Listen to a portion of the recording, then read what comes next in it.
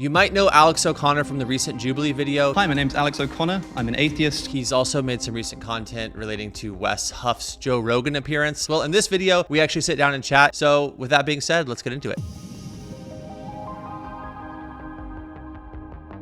Your podcast is named Within Reason. Yeah. And I just wanted to start there. What is reason, and why is that the name of your podcast? I mean, it's a shame that people overthink this kind of thing, although I understand why they do it. It's similar to my old YouTube name, Cosmic Skeptic, which honestly I thought sounded cool when I was a teenager, and I didn't think that there are undertones of skepticism about the universe. I just thought it sounded cool. Within Reason is just a turn of phrase. We were looking for something that kind of encapsulated the idea that we're doing something a bit cranial, that we're thinking about stuff, that we're interested in argument and debate, but also it was like a usable phrase. So things like, overthinking might have been the name of the podcast, or permission to speak. Podcasts are called this kind of thing. Within Reason felt right because obviously we're trying to be within reason in the sense of being reasonable. There's reason in the logical sense of deductive syllogisms and conclusions following from premises, but there's also reason as in reasonableness, which I think the phrase within reason usually points to. It's like, let's not lose our heads here. We'll have a conversation, but we're not going to go crazy. We're going to consider objections, but we're going to be nice to each other, and it's just going to be like a nice conversation. So it's more getting at that than anything. Civil discourse kind of a thing. Yeah, I guess. That makes sense. So, but how do you actually define reason? I suppose reason is the ability to deduce conclusions from premises or observation, something like that. Depends on the context that you're talking in, but yeah. But so when you say deduce, let me just cut to the chase. Help me, Yeah. and I'm really not this is not a rhetorical question. This is a real question that I'm wanting to really step in your shoes and walk a mile with you. Can you help me understand reason and reasoning without free will? Yeah. Well, this comes up a lot, actually. This is really interesting because the idea is that, okay, suppose you have like two options to consider. Okay, 2 + 2 is 4 and 2 + 2 is 5.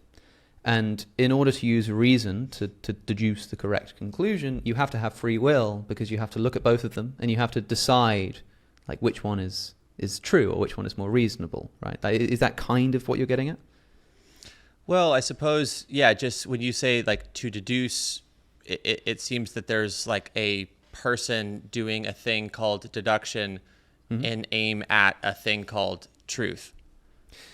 Yeah, in the sense that, a person can do a thing unfreely, just as like a car can roll down a hill without being free, right? So the question is, are we acting freely? And the easiest way to answer that question is just to analyze what goes on. It's like, okay, 2 + 2 is 4 over here, 2 + 2 is 5 over here. Why do you believe the first one is true and not the second one? It doesn't feel to me like it's a choice that I've made. It feels like I've just been led necessarily into the arms of a conclusion. Like when I convince you of something, if I had a more complicated mathematical syllogism that you were like, oh, I don't know if that follows, and I went step by step through the arguments. Like, you've heard of the Monty Hall problem? I haven't. It's this famous paradox about like, it's probably too convoluted to get into, but it's like a mathematical paradox that seems to have a counterintuitive conclusion, right? It seems like the answer should be a half, but it's actually a third, or whatever, vice versa. And if you heard this argument, you said, oh, I'm not convinced by that. And then I talked you through every step one by one, and eventually you kind of saw why that conclusion does follow.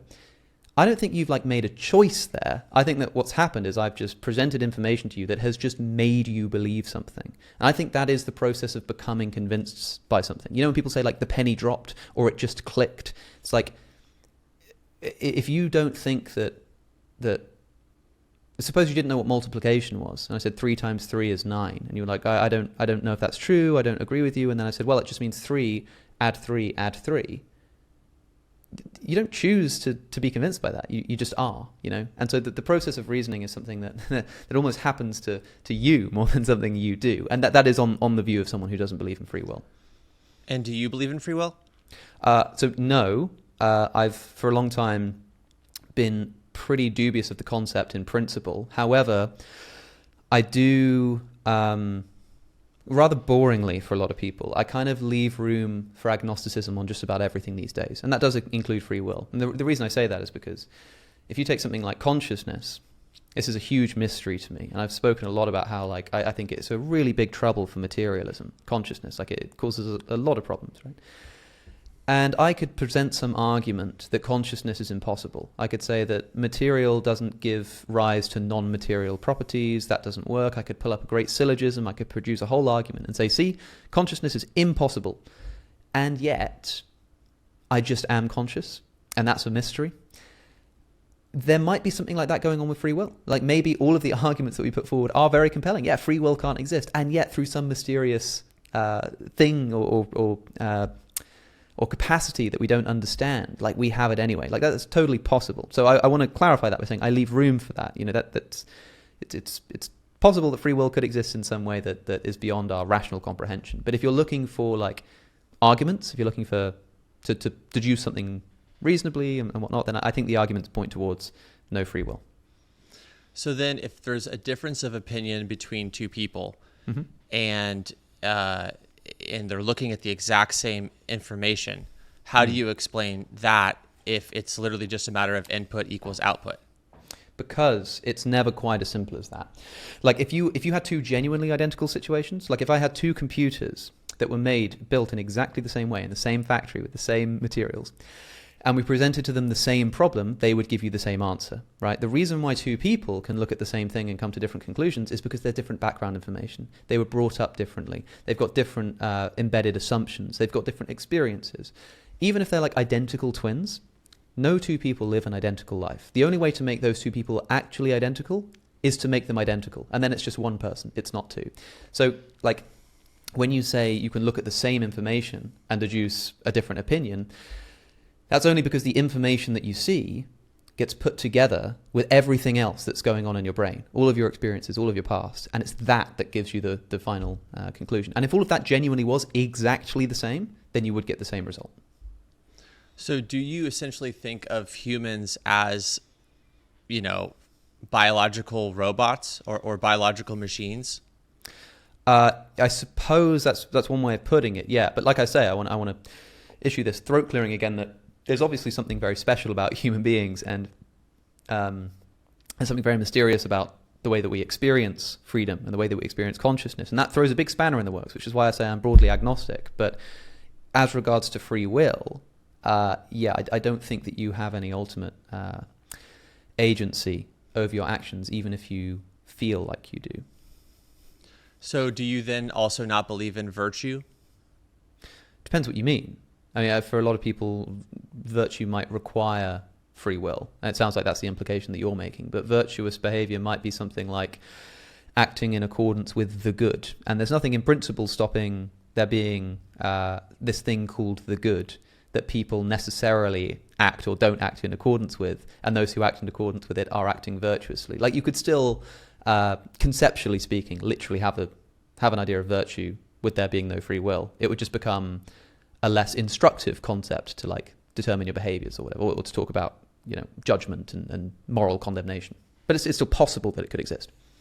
It would disservice the idea of virtue, though, if by virtue we mean something that is admirable based on someone having chosen to do something in a sacrificial way or Yes. a self-giving way, etc. So it sort of devalues the idea of virtue to make it That's true. merely programmatic.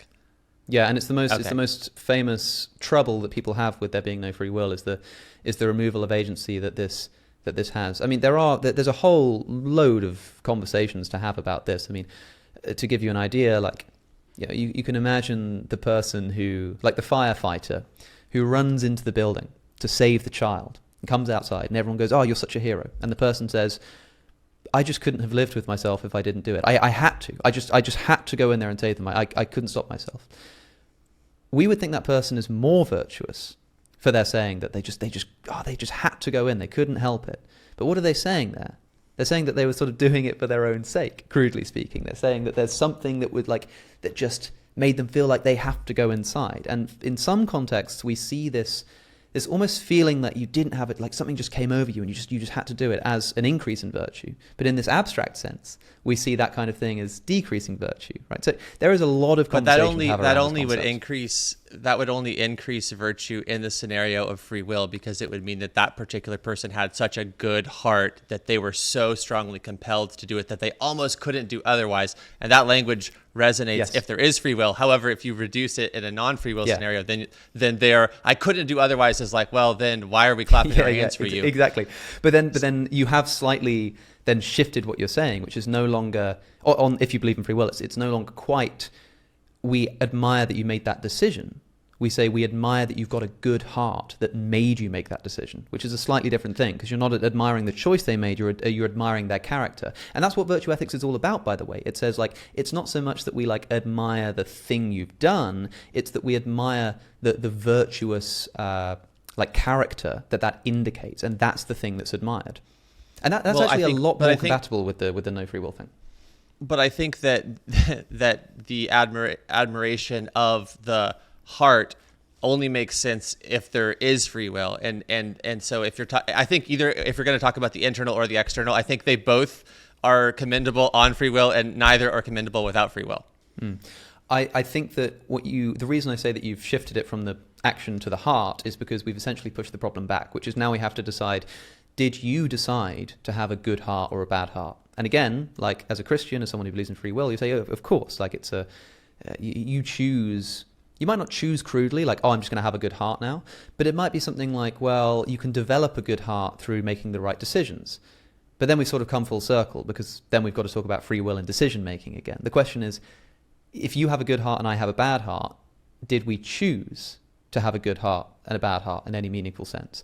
And believe me when I say that this is a conversation that has been going on for a very long time, and we can take it as far as you want because it's your show. But Sure. it's Yeah. what happens I is would the say- same I would the say same yes. problem kind of keeps arising at different Yeah. levels. It's at the level of the action, then at the level of the heart, then at the level of like the soul or whatever, and the question just keeps arising. Whatever it is Yeah. that determines that action, were you in control of it? And I think that ultimately the answer is no. And I don't think it's necessarily shifting anything to go to those different levels. I think that they're all connected. We're working towards the ultimate source of things. Mm-hmm. And I think it comes down to that you either have a decision-making soul, or everything is, physics and chemistry.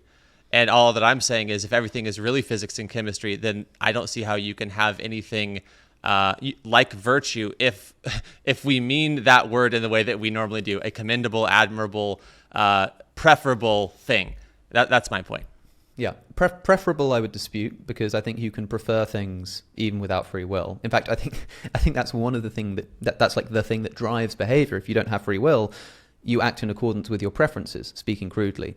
But when I say that we're sort of shifting, I don't mean that as like a criticism of what you're doing. I mean to say that wherever you push it down to, the same question is going to arise. So you said a decision-making soul. It's like, okay, so ultimately it's your soul that decides whether you turn left or you turn right. So there's a possible universe in which your soul chooses to turn left, and there's a possible universe in which your soul chooses to turn right. And the question is, Yep. why does it choose one over the other? Like, what is the determinate factor that makes it go left or right? If the answer is there is no determinate factor, that's the definition of randomness, and you're not in control of randomness. But if there is some determinate factor, then again the question's just been pushed back, and you've got to analyze what that determining factor is.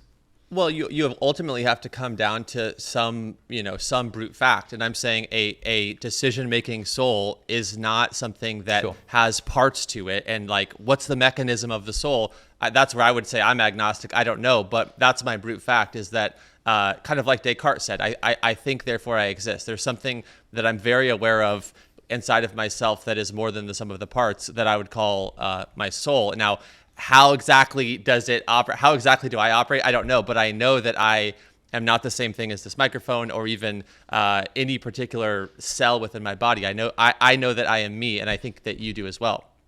Yeah, well, I don't know that you're you, but I know that I'm me. You know that you're you. Yeah, exactly. Yeah, it's interesting. Like, I'm happy for you to posit a brute fact. People do this. In some contexts, it's kind of seen as avoiding the question. Bertrand Russell famously did this with the origin of the universe. He just said that it's just a brute fact that the universe exists. And I think Christians give him a hard time for it, because they say, well, come on, like, that's a bit of a cop-out. And I think the anti-free will crowd will probably take the same route to analyzing decision-making, analyzing freedom and mechanisms at the decision level, and then at the level of the heart, and then at the level of like the mind. But then when it gets to the soul, it's just like a brute fact. You're welcome to do that, But the way that you've just compared it to Descartes, of course, Descartes, his supposition, I think, therefore I am, the reason that he lands on that as the basis of his epistemology is because it is impossible for him to deny. Like, and not just Right. like, oh, I can't live in accordance with that, as in it literally is impossible to even conceive of its falsity. Right. I don't think it's impossible in the same way to conceive of the falsity of like the existence of the soul. And so I understand that what I think you mean is that you place that soul view in the same sort of category as Descartes' I think, therefore I am. But I don't think that the rationale for those beliefs is equivalent, if you see what I'm saying. Then unpack that, because I don't think I follow. So Descartes' cogito, as people like to call it from the Latin for cogito, I think, or cogito, as some people like to tell me off for mispronouncing, is the result of taking anything that can possibly be doubted and acting as if it's false. So as like a methodological tool, he's like, if it's possible to even doubt this thing, we're going to say it's false, and we're going to see what we're left with. So let's do that with your own existence. Okay, well, you can't deny your own existence, because the moment that you're denying, that's a kind of thought, and if you're having a thought, then you exist, right? Yeah, you might have a problem. That's exactly what I'm saying. Mm-hmm. That's exactly what I'm saying. That's what Descartes thought. But I think that like you can establish that you're thinking, but you can't establish that your thinking is the result of this thing called a decision-making soul. I think that's deniable. Well, then you have to define thinking in some way that's unthinkable. I don't know. I mean, like, is it possible to? Can you imagine something thinking that doesn't have a soul? That doesn't have a soul but does think? I do not believe so. No. So do you believe animals have souls, for example? Yes.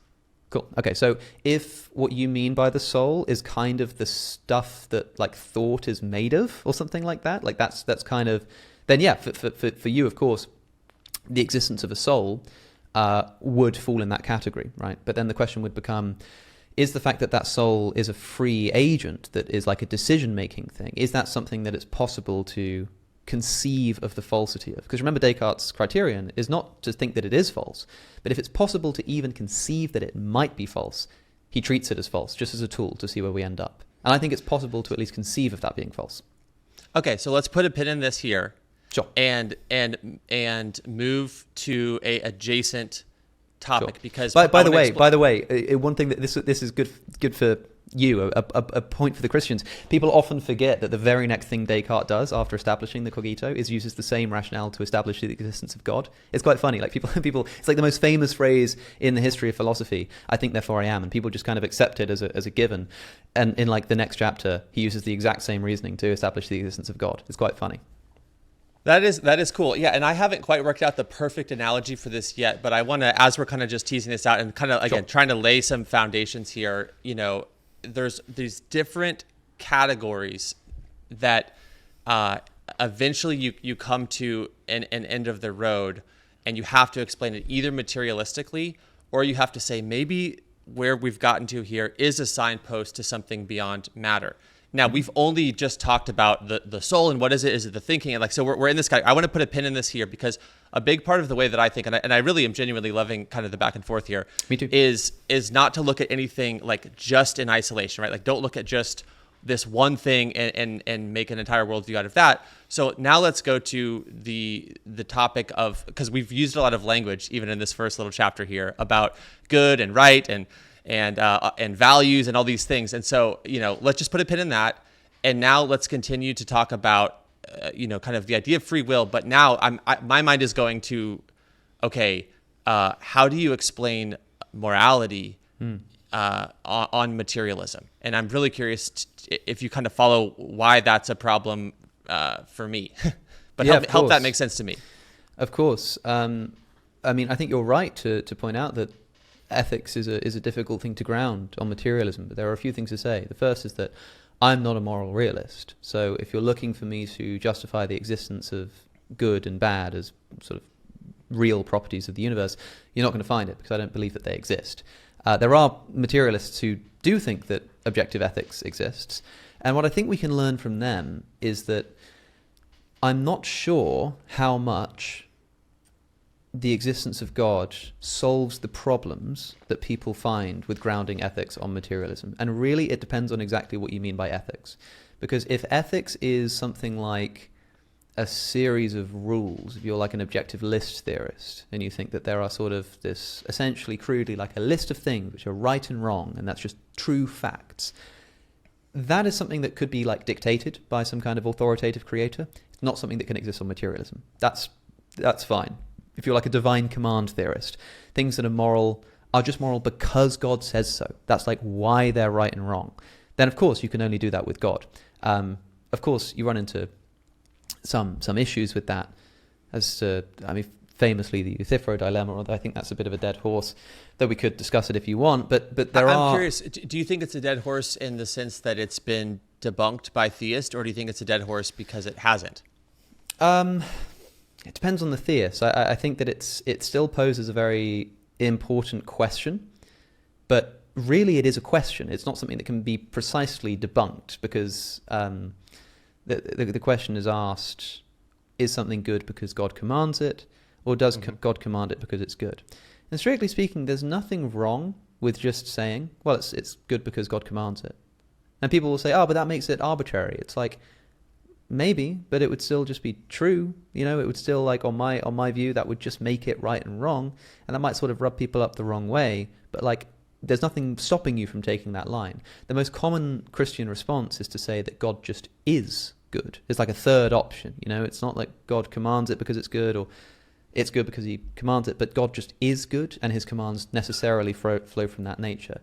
But to me, that kind of feels like a version of saying that God commands it because it's good.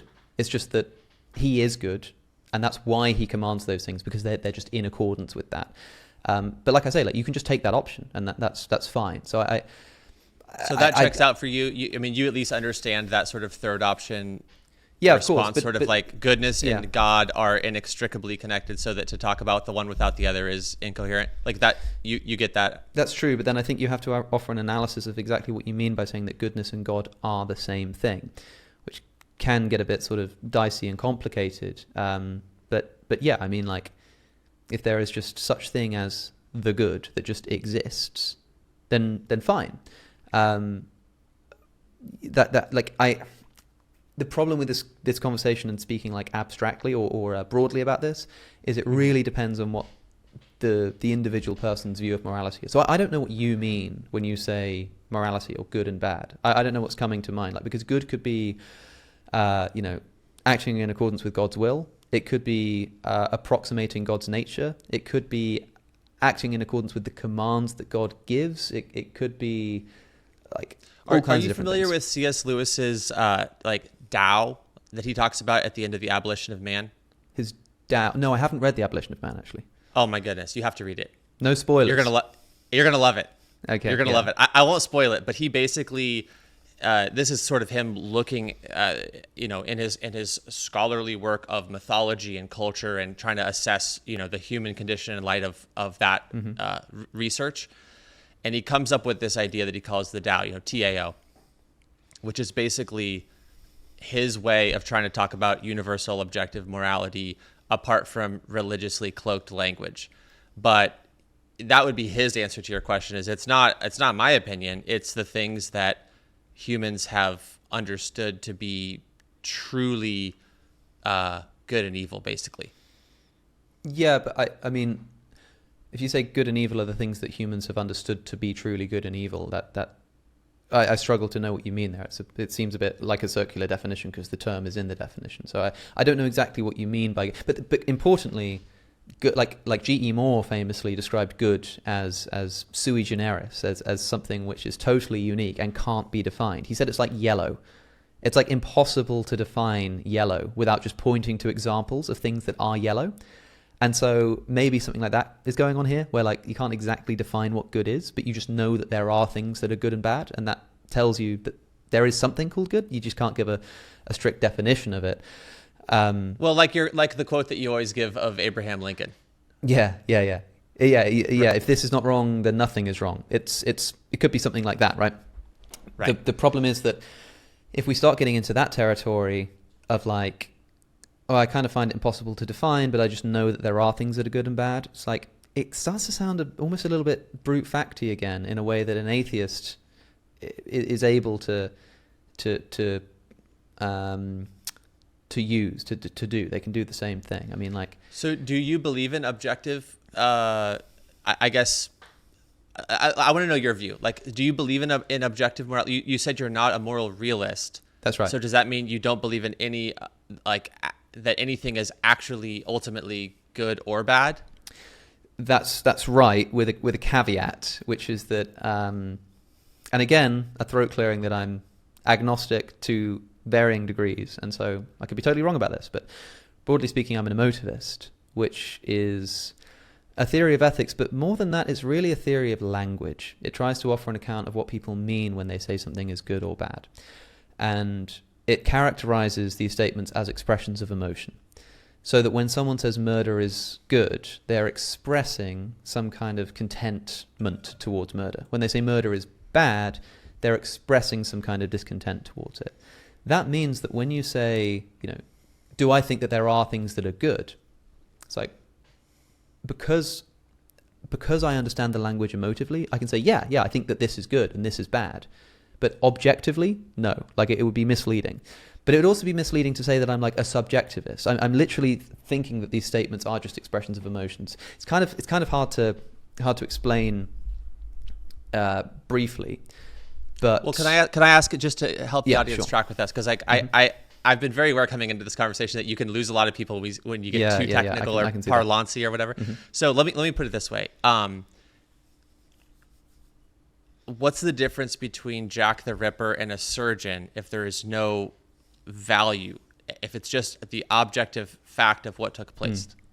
For the emotivist, it would be the emotional reaction that you have to either of them.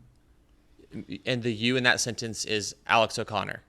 Yes, although the emotivist kind of thinks that that's what everyone is doing, even if they don't realize it. But yes. So if I have a totally different emotional response to that, then for me, let's say, for example, let's say that you emotionally believe that slavery is good. Mm-hmm. And now I'm trying to convince you otherwise and say, Alex, no, come off the cliff, steer clear. Yep. Now, what resources do I have to help you not do this thing and join the KKK or whatever the case might be? It's a great question, and it's got, I think, some really interesting ways to answer it. Like, the way that you've asked it specifically does allow me to answer you in a way that might satisfy the question, but to really steelman what I think you're saying, like the strongest version of this is to say that if there is genuinely just an irresolvable conflict in emotive state towards two things, then there is nothing you can do to say that somebody is right or wrong, because emotional states can't be right or wrong. The thing about emotivism is it's a form of ethical theory known as non-cognitivism. In ethics, if you're a cognitivist about ethics, it means that you think that moral statements can be true or false. If you're a non-cognitivist, it means that you don't think they can be true or false. Not subjectively, not objectively, they just can't be true or false. Take the statement, go over there. If I said to you, go over there, like a command, is that true or false? It's not that you just don't know if it's true or false. It's neither. It can't be either. It's not the kind of statement that can be true or false. So for the emotivist, when you say, like, murder is wrong, famously, it's like going, boo, murder, or like writing the word murder with an angry face emoji next to it. It's not the kind of thing that can be true or false. So the problem with that is of course that if I say murder is good and you say murder is bad, like, how can we resolve that, right? The thing is that when take the slavery example, right?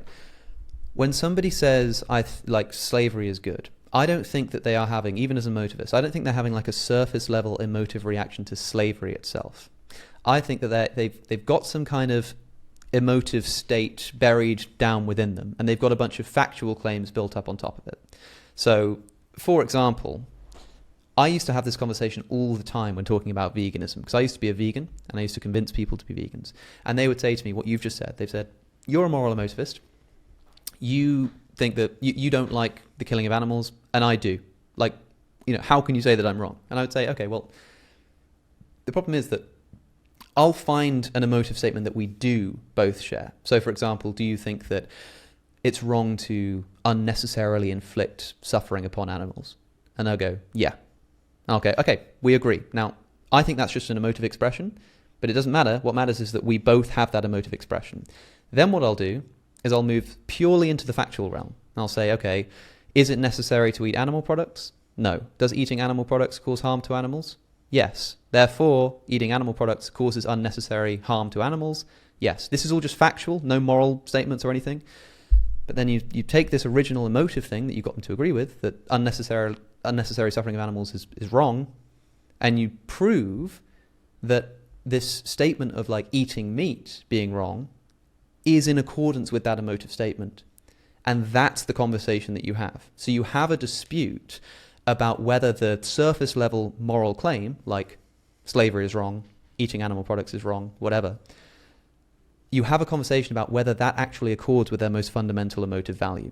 And even as an ethical emotive... Yeah, sorry, I've been banging on. You go ahead. No. So this is my problem with that, is, in fact, a couple days ago, I heard someone starting a rumor that you were working on a petition to bring the KKK to the UK. And I thought, there's no way. But then I realized that if enough people agreed with the emotional response that, slavery is good, if you get that buy-in at the baseline level, then you magically transform what all of our intuitions are saying is bad into something that's good based on what you just laid out, which I have a big problem with. Okay. For the record, of course, you're making a point. Yes. This is not real. This is not real, people. Hopefully everyone knows that. I get what you're saying, but I'm interested into what you mean by this. You said this intuition that we all share. Well, I'm saying, okay, well, let's just focus on like the logic of what you laid out within veganism and applying that to this topic. It's almost the question of like how many people makes a culture, or how much buy-in do you need in order to justify something or to transform it into something that was priorly considered to be immoral, and now it has been magically turned into something moral based on that buy-in. That's basically the question. Yeah, I get you. And by the way, I do just want to sort of accept the criticism at face value, which is that as an ethical emotivist, where there are genuinely, like if we just stipulate that there is a genuinely irresolvable conflict of emotive states, then that's just something that cannot be resolved. And the emotivist has no framework with which to say somebody is correct and somebody is incorrect. I will just accept that criticism. I do think that is a problem, or at least in the sense that it's very uncomfortable. It's not a nice fact, right? So I totally understand what you're saying. Is that this is not like yay, awesome, like great, like there's no objective ethics. Like it's not a nice thing. But I do think that the extent to which people think that it causes just unresolvable moral disputes is highly overblown. I think that's so it is a problem.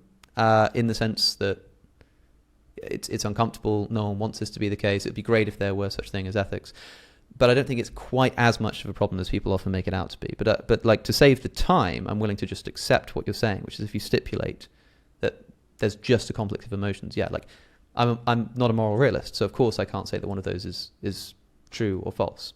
But I guess my question, and I'm not trying to be too aggressive in terms of the line of questioning or anything, but I guess I want to just ask at a more personal level, does that uncomfortability that you just, that was the word that you just used, do you ever pause at that and wonder if it's a signpost pointing you in a different direction? All the time. Yeah, absolutely. Which is why I say that I remain broadly agnostic about this. I mean, for example, I'll give you another picture of something which I think is quite interesting and ties into the free will thing, actually, which is like, suppose that the reason that we have this, take like Lewis's argument from desire, like the reason that we have these feelings about good and bad is because there is this thing called the good. And maybe that's the same thing as God, or maybe you're a materialist and you just think there is this thing called good. Because by the way, materialists do that. They just posit that there is this thing called the good, right? And this other thing called the universe, right? Yeah, that's right. And you posit this thing called the soul. Like we all have our brute facts when it comes down to it. But suppose that we say that there is this thing called the good, right? There's a really interesting conception of what freedom is, where you can trying to think how to put this. So can I say really quick, just because I want to be clear, my brute fact is actually God. Yeah. Because I think that the existence of God actually then explains the soul without, and now again, I can't go into the mechanism of that, but it at least logically follows that a mind can beget mind, if you follow at the most basic level. Is the soul the same thing as the mind to you? I mean, that's also a really good question. I think that I don't know exactly how the pieces work, but there are a few pieces inside of the self that people, even in Christianity and without kind of argue about: spirit, soul, mind, will, emotions. Like, how do these different components, like, I actually don't know exactly the answer to that question. But I didn't mean to derail where you were going with that. I just wanted to say really quick that we all do have brute facts. I agree. I guess that I would say that the single brute fact of God then solves you don't have to make the universe a brute fact, the soul a brute fact, love a brute fact, morality a brute fact, reason a brute fact. You can kind of have one brute fact that's sort of upstream from those other ones without having to independently land at those as your final place. So that's all I wanted to say. Yeah, like there are less brute facts that you have to swallow if you just swallow the existence of God. Because in a way, God just is all of those brute facts that the atheist has, just bundled into one. So the atheist sort of has the brute fact of reason, the brute fact of the good, the brute fact of the universe and whatever caused it, and the Christian kind of bundles them all together and just goes sort of, squishes them into a singularity of sorts and says, this is my brute fact, which is God. But depending on how you conceive of God, if God is just a sort of amalgamation of all of these brute facts, then I don't know, maybe you've kind of got the same number of brute facts. They're just sort of all squished together. You know what I mean? I think understanding God as a personal being is a really big deal, because maybe we don't agree here, but I would argue that we are personal beings, each of us. And I think, honestly, that mankind, like humans, like the question of what is a human is one of the biggest indicators toward whether or not there is a God, because and you even said at the start, you're like, I don't want to just call us moist robots or whatever. Like you acknowledge sort of the exceptionalism of us in relation to the rest of I'm smuggling in language creation, the rest of the things that are, so I would just say, it's like, man, I have this profound experience of love. I think you do as well in your life. I have this experience of, like we said, kind of Cartesian, just awareness of the self. Sort of, I'm thinking. I can't deny that, because what you were saying about that, and each of those things are just at the most intuitive, basic level, before us. And all that I'm saying is the God hypothesis, if you will. It's not just I'm working upstream and cramming them into this thing that I'm then calling God. It's basically, I would argue, more logical to say that mind begets mind than that matter begets mind, or that love begets love than to say that matter begets love. Like all these different areas, morality, love, rationality. I'm saying it actually is more logical to start with God and then to kind of go downstream, rather than, like, it's not the only way I can see not having some kind of a patchwork quilt philosophy where there's like different pieces that are getting kind of placed together in amalgamation is just accepting the single brute fact of God. If you kind of follow what I mean. I totally understand what you mean. By the way that you just contrasted mind begetting mind with matter begetting mind, one important thing to qualify here is that, of course, if God is the creator of the material universe, then you have to posit that mind creates matter. Of course. Which might seem like easier to do, because the mind is the mind. It can choose to do stuff. But if you're talking about like the substances, I mean, the problem with materialism begetting consciousness is that atoms don't seem to be the kind of thing that consciousness is. Consciousness is like a different substance. It's a different kind of thing. Like, it doesn't matter how many atoms you put together, you don't get a mind. But there is the same problem in reverse that people often don't kind of clock or think about, which is that you can take as much mind, like disembodied mind, as you want and put it together, and you don't get matter. So there must be some way, even for the Christian, that this matter-mind divide can just be bridged. And you might think, well, God just has the power to do that. That might be true, but there still must be a mechanism by which it happens. And there's not, if in principle it's possible for there to be a bridge, a causal bridge, that is, between mind and matter, I don't think it's necessarily obvious which way that would have to go, right? So I just think it's worth sort of pointing that out. But as I say this, especially aware of the channel that I'm on and the kind of viewership that it has, I want to emphasize that I'm not saying this because I do believe that the mind is emergent of material. I just want people to be aware that there are so many options to discover here and to talk about here. And I hope it becomes clear that, like, I have my hunches. Like, I don't think free will exists. I think I'm an ethical emotivist, but broadly, I'm agnostic and fascinated by the options that are available to us. I mean, it's which amazing is so cool. to think about. Yeah, which is so cool, and that's why I again appreciate you being willing to have even this type of conversation. On the point that you just made, would you also apply that to like a book and the author? Would you say because we know that an author's mind can generate a novel, then there's a bridge that's established, so it's equally as likely that a novel would create an author? That's a really great question. I do think it's not, and it functions. I know you're asking a question, but it's kind of an objection because obviously a book can't create an author, but an author can create a book. The problem is that analogy, that example, already presupposes the existence of this divide because the author is the thinker. Like, he has the idea, or she has the idea, and then they write it down like on paper or they type it up. And so this problem of the idea to paper actually happens between the author, like between the author's mind and the hands that are typing the paper, right? So like, well, the brain or the mind? The mind, and then it's an open question as to whether that's the same thing as the brain or not. But the reason, if the mind is immaterial, if there is an immaterial thing that's generating the material novel we can break down the mechanisms as much as we want, but how is that a problem? Or maybe help me understand what you're saying there. The question would be, like, it's basically the same question repackaged, which is that, like, you've got this immaterial mind of the author, which somehow affects the material brain and the hands and the keys and, like, produces this book, right? And it is a complete mystery how it is that this immaterial mind has any effect on the material world. It's called the interaction problem in the philosophy of mind, which is like, even if you just posit that there is this immaterial mind, like, you can't ask, like, where is it? Because it's immaterial, and spatial location is a product of material extension. But somehow, like, my mind is, like, in me or a part of me and separate from you. And you've got a material body, I've got a material body, but somehow we've got this immaterial thing called a mind that's, like, attached somehow, and somehow when I raise my hand, that's a product of an immaterial mind moving my material hand. The way that interaction happens is completely mysterious. Like, why can't I use my immaterial mind to lift your hand right now? Like, why not? Right. And you can't say, well, because my mind's over here, because it's not material. The mind is not spatially located. If it's spatially located, then it's in the material world. It's a part of the material world. So if it's out of the material, why can't I lift up your hand with my mind? There is this complete mystery as to why that I'm materially attached to my brain. So for the materialist, if you're a materialist, your big question mark is, how the hell does conscious first-person experience exist?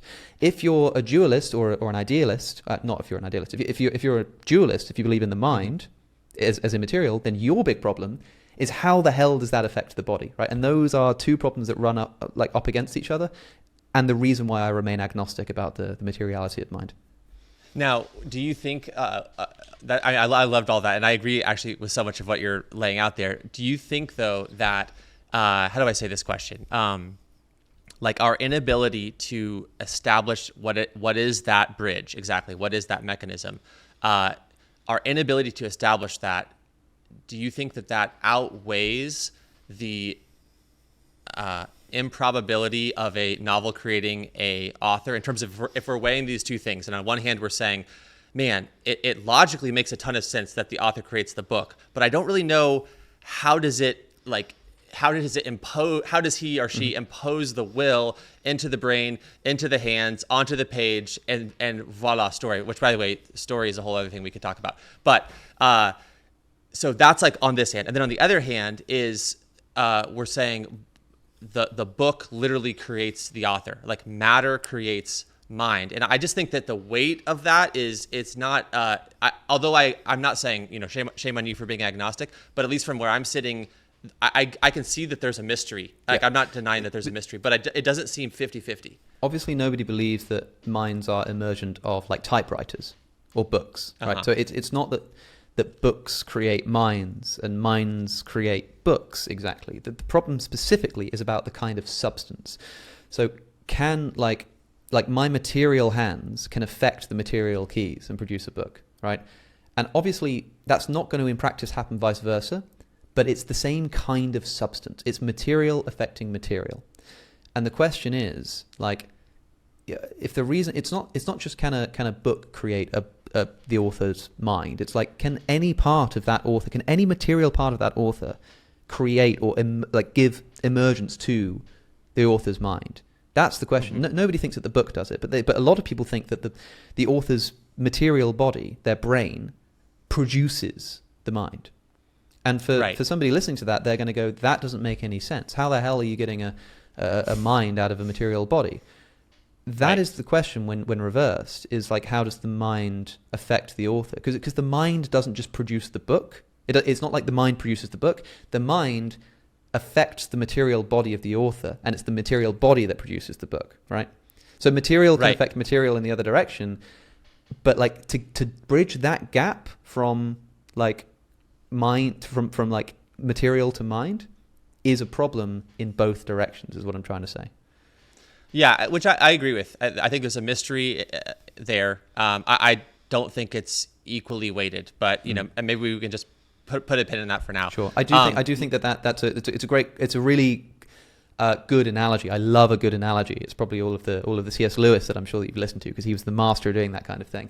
I don't think it works. I don't think I've explained that particularly well, but perhaps it's something I can, if it causes enough interest, I can try to write a Substack post or something about. So I'm happy to put a pin in it for now. Okay, sounds great. So what is love?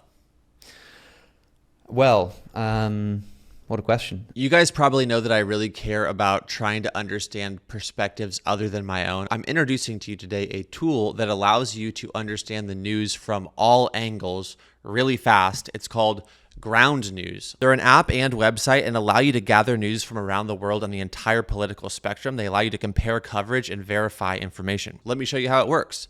So here's a story. Gen Z Brits far less likely to be atheist than parents and grandparents, Oxford's University Church study suggests. So what's cool is I can learn information about this story really quickly. I can learn that there's 25 total news sources that have covered it. There's 3 that are left-leaning, 4 that are right-leaning, 5 that are center. And then they give me a bias distribution where I can see 42% is center.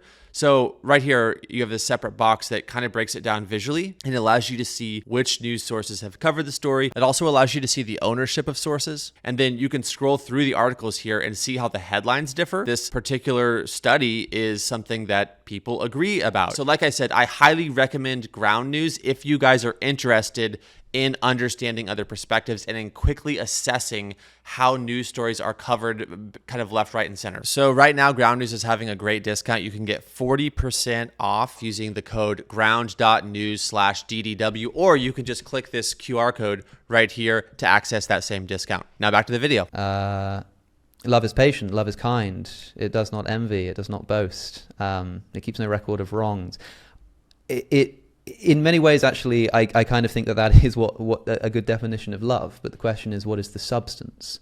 I don't know. Of course, if I'm a materialist, then I believe that it is some kind of product of brain activity in the same way as any other emotion. Like, I think it belongs in the category of emotion. I also think it's one of the most promiscuous words in the English language, in that people use it to describe all kinds of different things. You know, like when you're reading a translation of the Bible from Greek, and sometimes you have the same Greek word translated in different ways depending on the context. And it's because we just kind of have more words. We have more ways of saying things than in Greek, the word love, there's 4 Greek words for love. Yeah, you kind of got the opposite problem, right? Which is that you've got all of these kind of different kinds of love, and they're all translated in the same way. So that ends up with me saying that, you know, I love this movie, and I love pizza, and I love my mother, and I love my wife, which even like loving your mother and loving your wife, it is not the same kind of thing. The love you have for your child, the love you have from one friend versus another friend is not the same kind of thing. And so kind of depends what you're talking about. I think people are much more willing, if we're talking about how somebody says they love pizza, it's so much easier for them to just say, yeah, well, that's just your mind and your preferences and whatnot. The love that you have for a human being is far more intense and has the appearance of much more like meaning. It's more important to people. But I think it is essentially a maximized version of that kind of emotion. It belongs in the category of emotion. You can feel very strongly angry. You feel extremely strongly like upset and sad, but it's not a mystery for a materialist to explain why somebody's really sad when their mother dies. It's and not I'm going to sound mysterious in the same way for saying that they love their mother. Okay, I track with that. And if you already answered this, forgive me, because I might not have understood what you said. Like I'm looping back something from like 45 minutes ago. But when you're talking about emotion, and like you were talking about being an emotivist, I didn't know if I got your view correct. Are you basically though saying like emotion is ultimately physics and chemistry also? Yeah. Again, I hate to keep being boring about this, but I could be wrong. That like it might be that there is an immaterial mind and there is this thing called love, which consists in God. But like, as far as I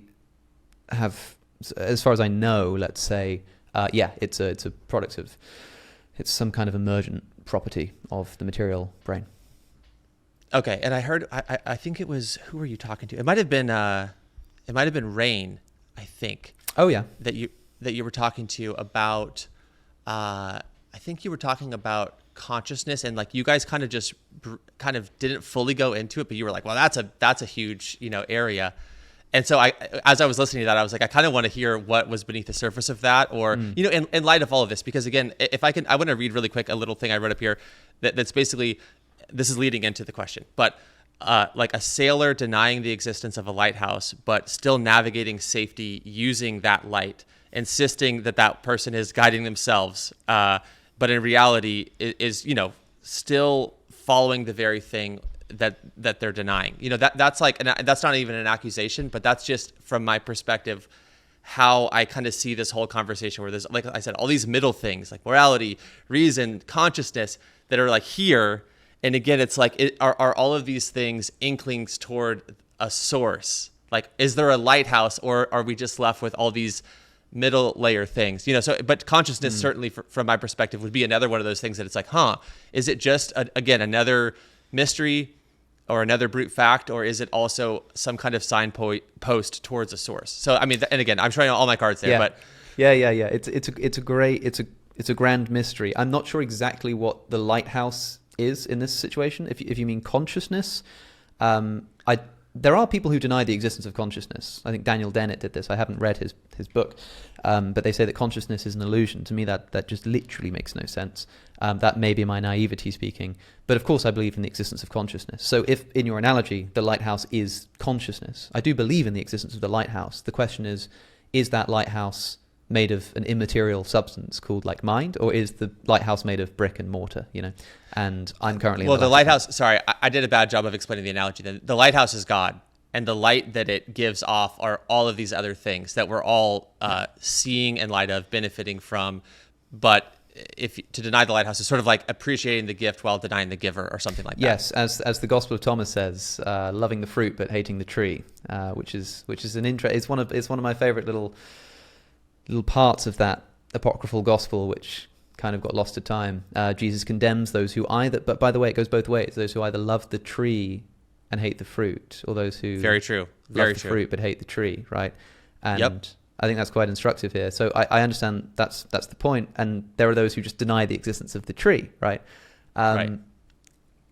Yeah, I mean, if you think that believing in the existence of consciousness requires God, and there is an argument from consciousness to God's existence, then yeah, so long as you're using consciousness, you cannot use consciousness to deny the thing that is the prerequisite of consciousness. Sure, but that depends on the validity of the argument from consciousness to God's existence, which is powerful for some, it's not powerful to others. For me, the existence of consciousness is enough to put a big question mark over materialism.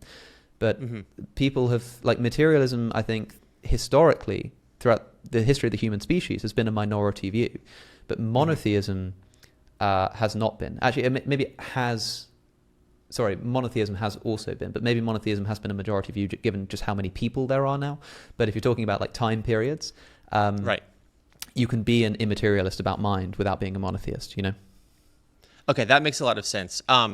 Speaking of, you just triggered this thought when you're talking about tree and fruit and all of that. I've heard, so Christians will famously say that atheism bears bad fruit.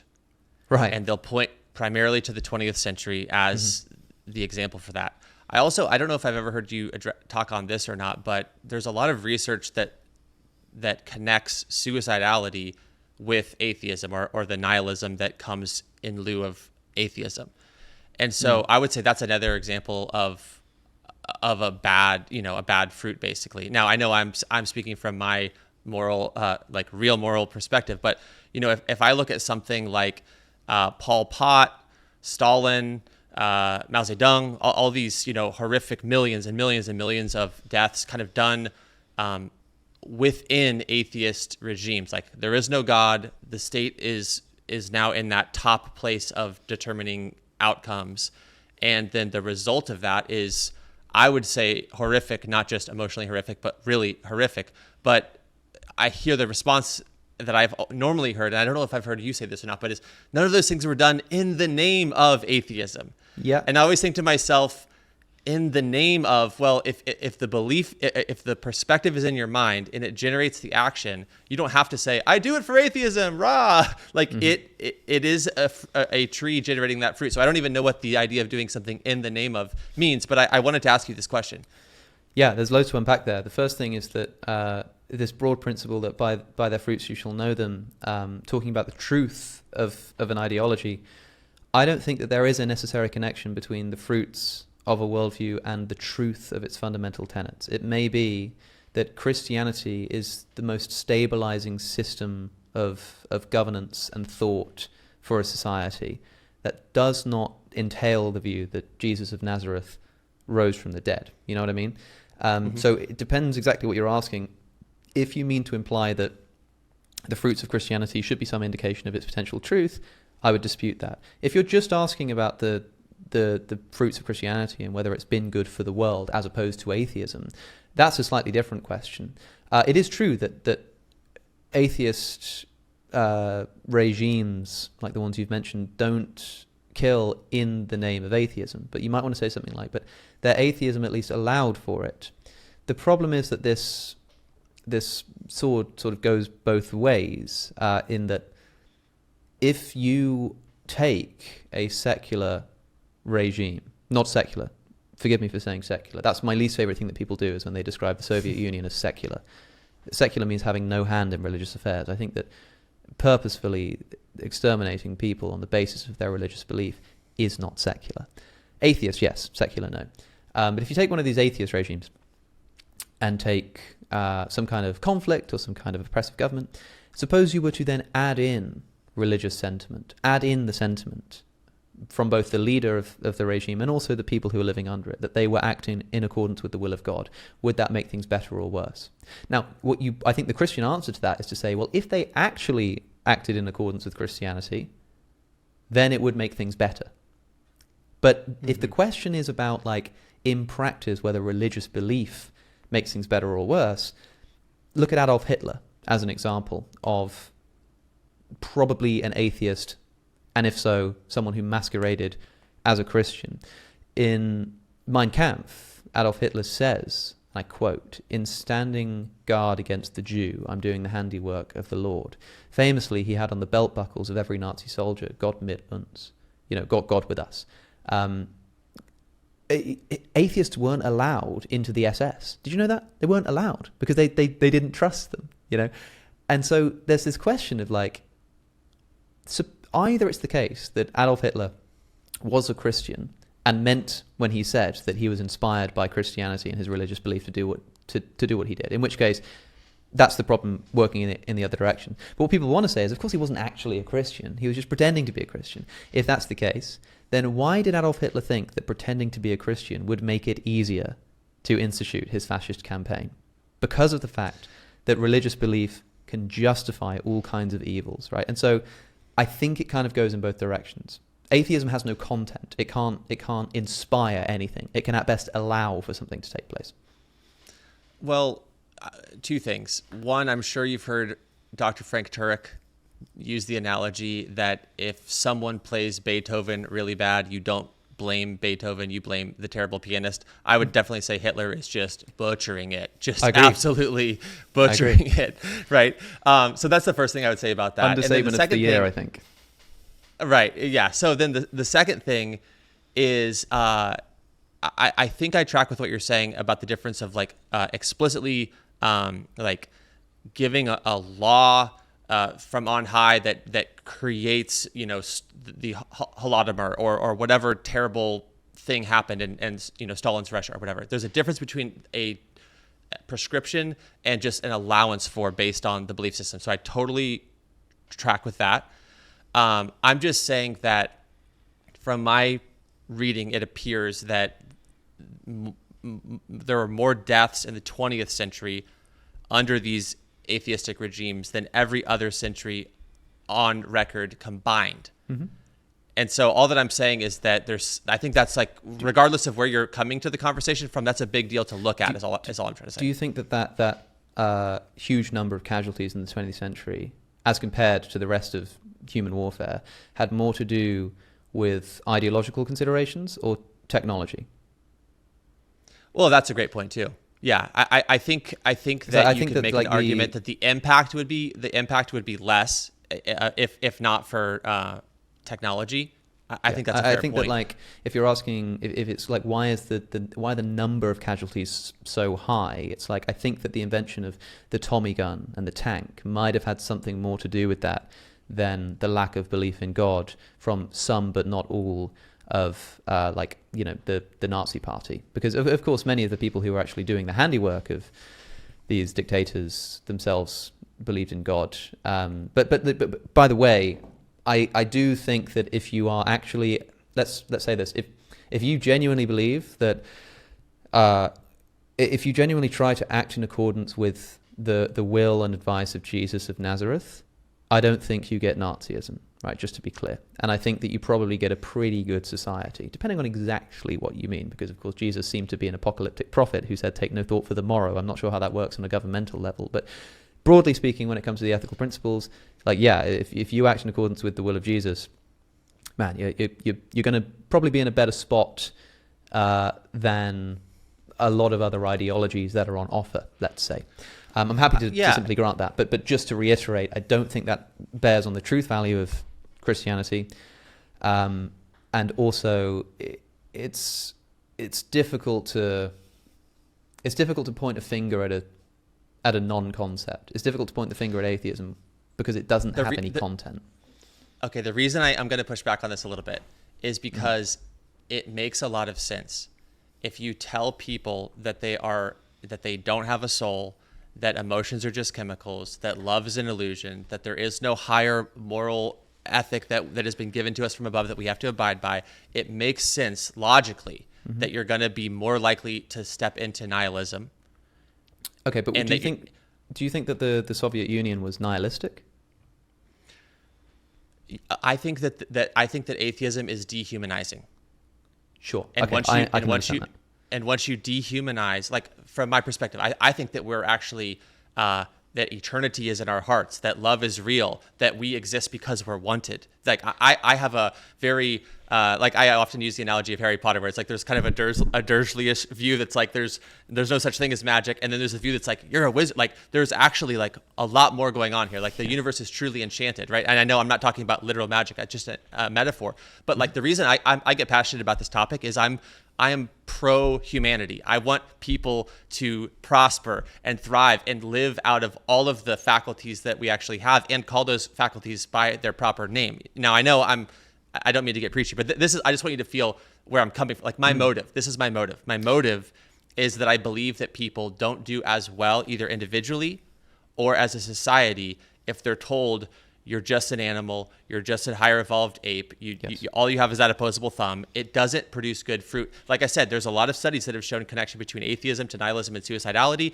And then let's be clear, like I don't think it's apathy, but like Joseph Stalin, like the Great Purge, the Holodomor, these different things were again not like dictated by atheism, as if atheism is like a thing. So I totally agree with you there. But there was a specific effort to clear religion out of the society. Like they understood we have to get rid of religion. Religion is bad.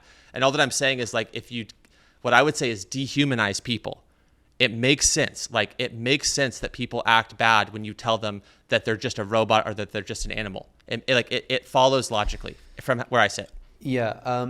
So the idea of, I understand why people would say that Christianity humanizes in at least an equitable sense, because I think it would be wrong to say that the Soviet Union, for example, was nihilistic, because its original foundation is essentially an ethical one, and it might be a misplaced ethical one, but it's certainly not one of moral nihilism. It's the idea of transferring power from the elite bourgeois class into the hands of the proletariat, right? It's not like you've got a bunch of people who decide there's no God, everything is permitted, let's just eat and drink and be merry. It's like, no, we have a moral principle about where power should lie. Now that moral principle might be misplaced, but it's not nihilistic. They believed in it. And so I understand what you mean when you say that Christianity might safeguard the idea that all humans are of equal value or something like that. But the idea that it safeguards good societies because otherwise you end up with people believing that that there's no morality, there's nothing to act in accordance with. I think every single political revolution that history has ever seen has been based on some kind of moral principle. It's been some kind of truth value claim about value, right? It's been a truth value. It's been it's values having truth value, which is not a nihilistic position. And I don't think, if you're right that atheism necessarily leads, if you're correct that atheism necessarily leads to people throwing off morality, objective morality, then given that every revolution that has ended in disaster has been based on some kind of objective claim about values and morality, atheism, in your view, cannot lead to these kinds of revolutions. You see what I'm saying? Yes, but I may have misspoken, because that's a different point than what I intended to say. What I'm saying is that if you define all of these different things that we've been talking about on purely material terms, and you say there is, like John Lennon's song, right? Imagine, right? If you actually do that imagining, it's not going to lead to utopia. There's no reason to believe that it will lead to utopia. It's history is showing us that the opposite is true. And I'll give you one example. My father-in-law grew up in Romania, and he recalls being a student in school, and this is under Ceausescu's dictatorship, and they would teach in school every day, there is no God, there is no God, there is no God, there is no God. And he's like, by the time that we were teenagers, we were like, thou doth protest too much. Now I'm curious. Yeah. Why are you saying this? And so there is something, I think, about the idea of, there's something to, I understand what you're saying about the moral sensibility generating these things, but I also think it's significant that materialism, like defining humans on purely material terms, leads to this mass death. That's the point I'm trying to make. Okay, so I do have a question for you then. I don't want to derail this. And the auspices under which we were originally going to have this conversation was something to do with 1Q Isaiah A and the Dead Sea Scrolls and whatnot. And yes, maybe our foundation laid is too long. but to potentially derail this for a moment, if you think that Christianity is this unambiguous, protection against viewing human beings as of differential worth and value, how do you square the Old Testament passages about the treatment of some human beings as the private property of others? Yeah, I mean, this is the best. This is the best, I think, ammunition or thing that can be said, and I am actively studying this particular topic because I know how important it is, and I'm not at a place yet where I feel comfortable giving an answer to that question. Sure. Okay. No problem. That's fine. That makes sense. It's a hell of a topic, and I think is worth worth some consideration. It's one of the reasons why I do have a lot of people accuse me of being too obsessed with Gnostic Christians, but one of the things that I do like about some of them is that they seem to just sort of do away with the problem of the Old Testament by just doing away with the Old Testament. I think there's something interesting to be said for that. But I don't know if there's any more sort of philosophical auditing you want to do, or if you wanted to talk about. Yeah, let me look here really quick. I want to at some point I want to. I don't know if this needs to be off the record or not, or how you feel about this, but I meant to ask this at the front, and I'm gonna kick myself if I don't ask it at some point. Is your, and maybe you've said this elsewhere and I just missed it, are your folks Christian, atheist, anywhere in between? Like, I'm just so curious how you were raised and kind of where family of origin and kind of like where you're coming from. I was raised as a Catholic. I was an altar boy. I was young. I can't remember exactly when it was that I kind of stopped believing in it, but I was young enough that I wouldn't have been able to tell you what filioque meant. I wouldn't have been able to tell you, like anything about I don't know church, what that means. Church doctrine. Okay, yeah, fine. But like I wouldn't have been able to tell you. Like I didn't know where I was going when I was swinging the incense and stuff. I didn't understand what was going on. I didn't know what Protestantism was. All of this kind of stuff. So I was kind of nominally a Catholic, but not enough for me to say that it was like a serious faith. So obviously the reason why we're speaking is because you made a video, second or third video, I think, about the whole Wes Huff Isaiah scroll thing, and I don't want to beat a dead horse, but because this is the reason why we're speaking, it might be worth a mention. You made a video called "Even More Lies About the Bible Are Being Exposed," with capital exposed. And you asked a few questions in that video, and I thought that I might be able to answer them. Because you sort of went through and said, like, maybe this is the case, or I didn't know about this, maybe someone can tell me. And I thought, okay, right, I'll hop on and tell you. So I don't know if you want to like give some groundwork, or if you just want to tell people to go and watch those videos, because there's kind of like a lot going on. It's kind of up to you where you want to pick that up. I first want to ask how you feel about capital letters in YouTube titles. I have a sort of on and off relationship with them. I think it's okay in a titular sense, like if you say like debate, all caps, and then put the title of the debate or something. I think that if you title a video all caps all the time, it basically cancels out, because there's actually nothing special about it, and people just come to use it. I kind of use it sometimes a bit ironically, or in place of italics. I think that's one area where it is, like, you wouldn't say like even more lies about the Bible are being exposed, with exposed in like italics. You wouldn't say it like that. But if it was like, no, I'm not an emotivist, in a way that you want to like italicize the not, then it makes sense to put it in caps. You know what I mean? So it's sort of like an italics substitute. That's my ethics on that. I'm happy to tell people to watch those videos, and then reference whatever it is that is pertinent. Cool. So Wes Huff went on Joe Rogan and said that the Isaiah scroll, which is known as 1Q Isaiah A, it's part of the Dead Sea Scrolls that we discovered in the 20th century, is word for word identical with the Masoretic text, which is a version of the text, our earliest version of which is about 1,000 years later. So, and I made a video talking about a bunch of things that Wes Huff said in that podcast. The first of which, going chronologically, was that there are actually thousands of textual variants between the Isaiah scroll and the Masoretic text. Most of these are little things like spelling, but it is worth noting that they're not word for word. There was then a bunch of responses, most notably from Gavin Ortland, who re-emphasized this, like, well, most of them are spelling, they're not significant, and Wes is basically correct to say that they were word for word.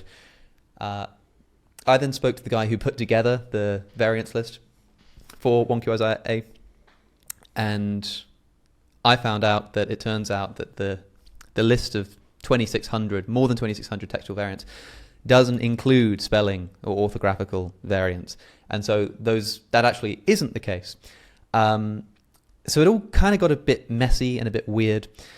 But the big question is, like, it shouldn't have been a big deal. It should have been like, yeah, okay, I said they were word for word, and I misspoke. Because the thing is, this was quite significant to Joe Rogan. Like, Rogan has since on separate podcasts said it's been keeping him up at night. He said, it's been keeping me up at night, man. The fact that this Isaiah scroll was verbatim the same, and it's clearly something about the precise transmission that's impressed Joe Rogan.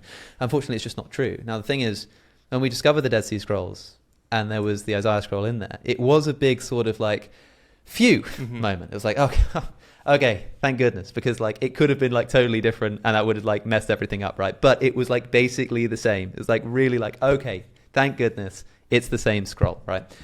The problem that people had was with the word-for-word statement, and it could have been so simple, you know, if Wes said like, yeah, okay, I misspoke, yeah, my bad. There's actually, yeah, it's pretty similar. It's got about 93% fidelity, which is still really impressive and cool, but yeah, I misspoke.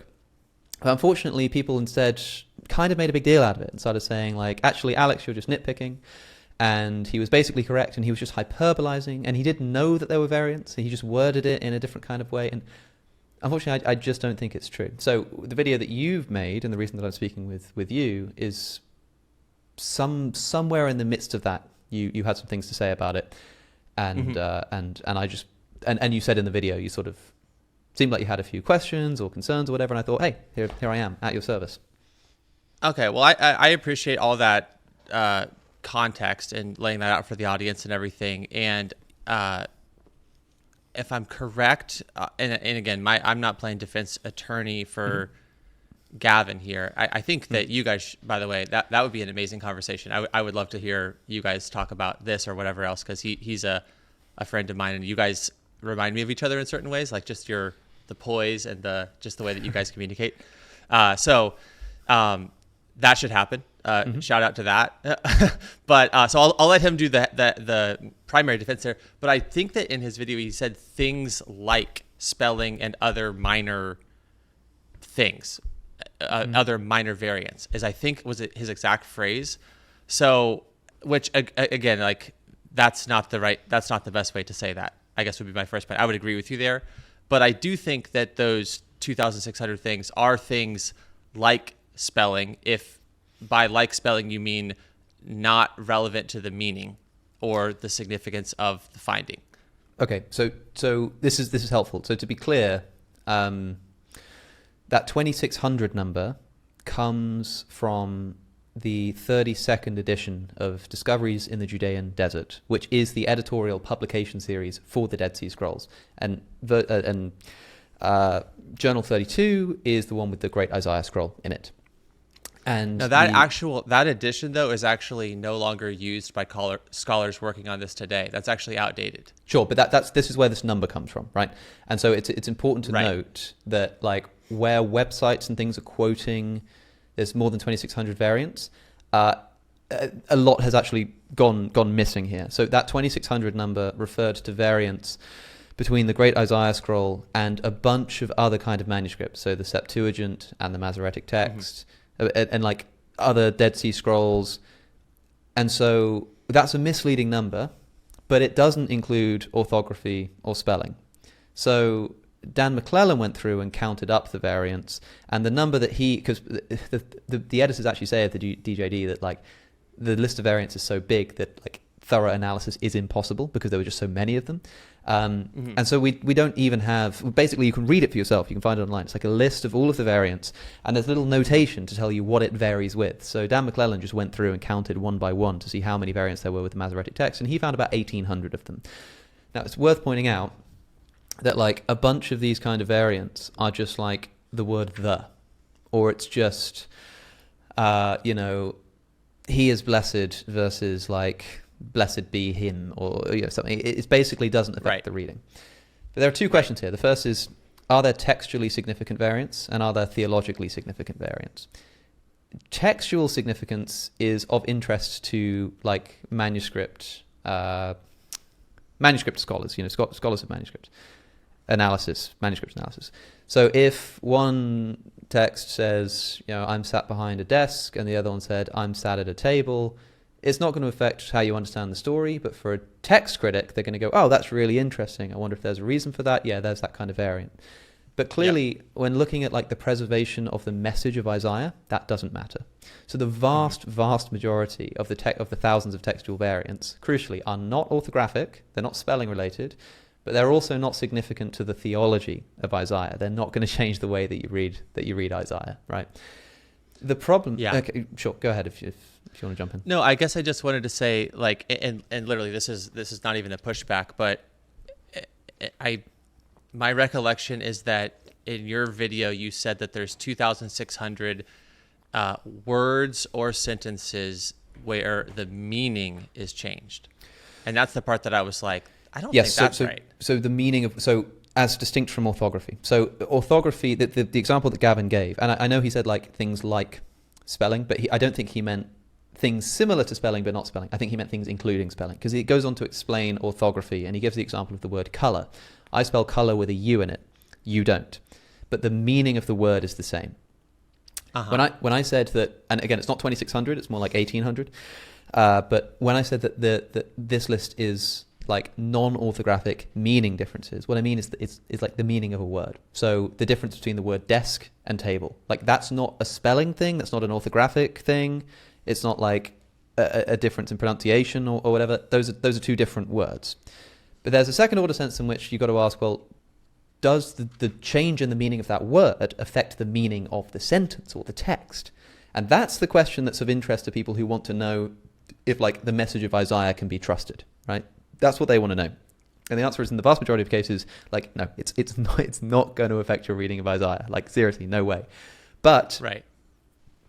There are some what the editors of that journal identified as isolated interpretive insertions, which are a little bit more significant than just the word "the" or something like that. And the most famous example of this, and the one that's been discussed the most in this debacle, has been in chapter 2 of Isaiah, the end of verse 9 and the whole of verse 10 are missing from the Isaiah scroll. And it is pretty unanimously agreed upon that these were later additions into the book of Isaiah. And so Can you make sure the audience tracks with that, though, in terms of the fact that on the other Isaiah scrolls found in the caves there in Qumran, this was there? And I think that's an important detail. So there are two. So the end of verse 9 and the end of verse and the whole of verse 10 is missing from the Isaiah scroll, which is called 1Q Isaiah A. The Dead Sea Scrolls as a whole contain about 20 versions of the Isaiah scroll. Two of them, 4Q Isaiah A and 4Q Isaiah B, have these missing verses. They have the end of verse 9 and the beginning of verse 10. But the problem is that firstly, these are fragments, and so we actually still don't have the full verses. Like, we don't actually have the full verses in the text. But because they're there in fragments, we think we're like, okay, well, it's not like they're not there at all, but we still don't have them in their entirety. And the bits that we do have still don't actually match the Masoretic text. Again, they're very similar, but they still don't quite match it. The other thing to note about that is that 4Q Isaiah A and 4Q Isaiah B are later texts than the Isaiah scroll. So although I think that's an interesting thing to point out, the reason why I think it's a shame that it was used to try, like in Gavin's video, I think it was used as sort of a rebuttal to what I was saying. Wes Huff said that the Isaiah scroll specifically is word for word identical with the Masoretic text. And when I say that there's actually entire verses missing, the response is, okay, well, if you look at this other separate, later, fragmentary, unrelated text, you find fragments of those verses which still don't match the Masoretic text. I don't think that's quite as strong a rebuttal as people think it is, in other words. And I don't think that entire thing is as much of a slam dunk as Kip Davis and co think that it is. And the reason why, I love that you framed this in terms of what all possibilities that could have happened. We could have looked into those caves and been like, oh gosh, all the prophecies were added 1,000 years later. Yikes. So, and even the reason I wanted to highlight that thing, although I agree, is that a moving of the goalpost? And yes, I totally agree with that in terms of, but to be totally honest, I haven't thought about any of this prior to Wes Huff going on Joe Rogan. So I'm just trying to figure out what is true myself. I think you're probably in a similar boat all this. It's amazing. I'm sort of having all of these phone calls and discussions about this this, that. I'm like, if you'd have told me like 2 weeks ago that's what I was going to be doing today, it's exactly, which is fun, and I think it's cool because all of a sudden we're all digging into this to figure out what the deal is. The only reason that I wanted to bring to light the fact that those verses that were not in the Great Isaiah scroll were the other ones is just that, again, considering all possibilities, that basically works against the idea that in the 8th century someone came along and jotted in, that one verse. It's like, well, we have fragments, it's not complete, but it kind of shows us that that the earlier version of Isaiah, that all of these things, all these 20 are derivative of, probably had those verses in there. But I want to be really clear about this, just for the sake of sort of setting up the framing of this whole thing. Personally, I'm not bothered by these textual variants because they don't affect the meaning, and I'm also not bothered by. In fact, to your thing about all possibilities, I'm like, wow, this is all amazing. And even this guy, I've been reading through this book. This is Peter Flint, who is actually the name on the DJD volume 32 that you're talking about, or one of the names on there. Yeah, the Dead Sea Scrolls Bible. Yeah, and I mean, this is cool because you can go through this and you can see all the variations right there. So I've just been reading through, and I'm like, man, it's remarkably. I'm so glad you've got that. I mean, look, of course, this is not like, the end of Mark's gospel, something which was just shamelessly added in by a later scribe at a later. That's what I was going to say. Yeah, this is something very different, right? And also there is a sense in which, like, who cares what Wes Huff said? Like, okay, maybe he misspoke, maybe he didn't. Like, whatever. Like, let's talk about whether the Isaiah scroll is trustworthy. The problem that I have, of course, in all of this is that I was responding to Wes Huff. He said that it was word for word. I said that wasn't correct. People came after me and said that he was basically correct. It's like, no, he wasn't.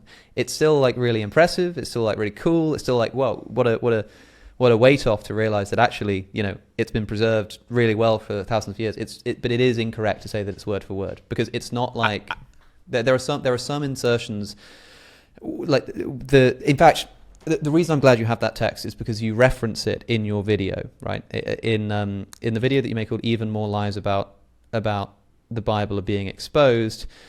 All caps exposed. All caps exposed. There's a point. It's about 3 minutes. About 3 minutes 45 or so.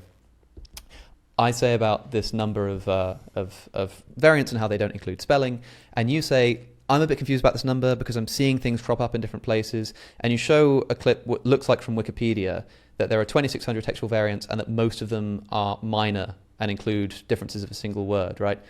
And then the reference there is the book that you've got in your hands, which is the Dead Sea Scrolls Bible, and it gives you the page number too. And if you look at the reference, it doesn't mention 2,600 variants. It doesn't say that most of them are spelling related. It identifies four different kinds of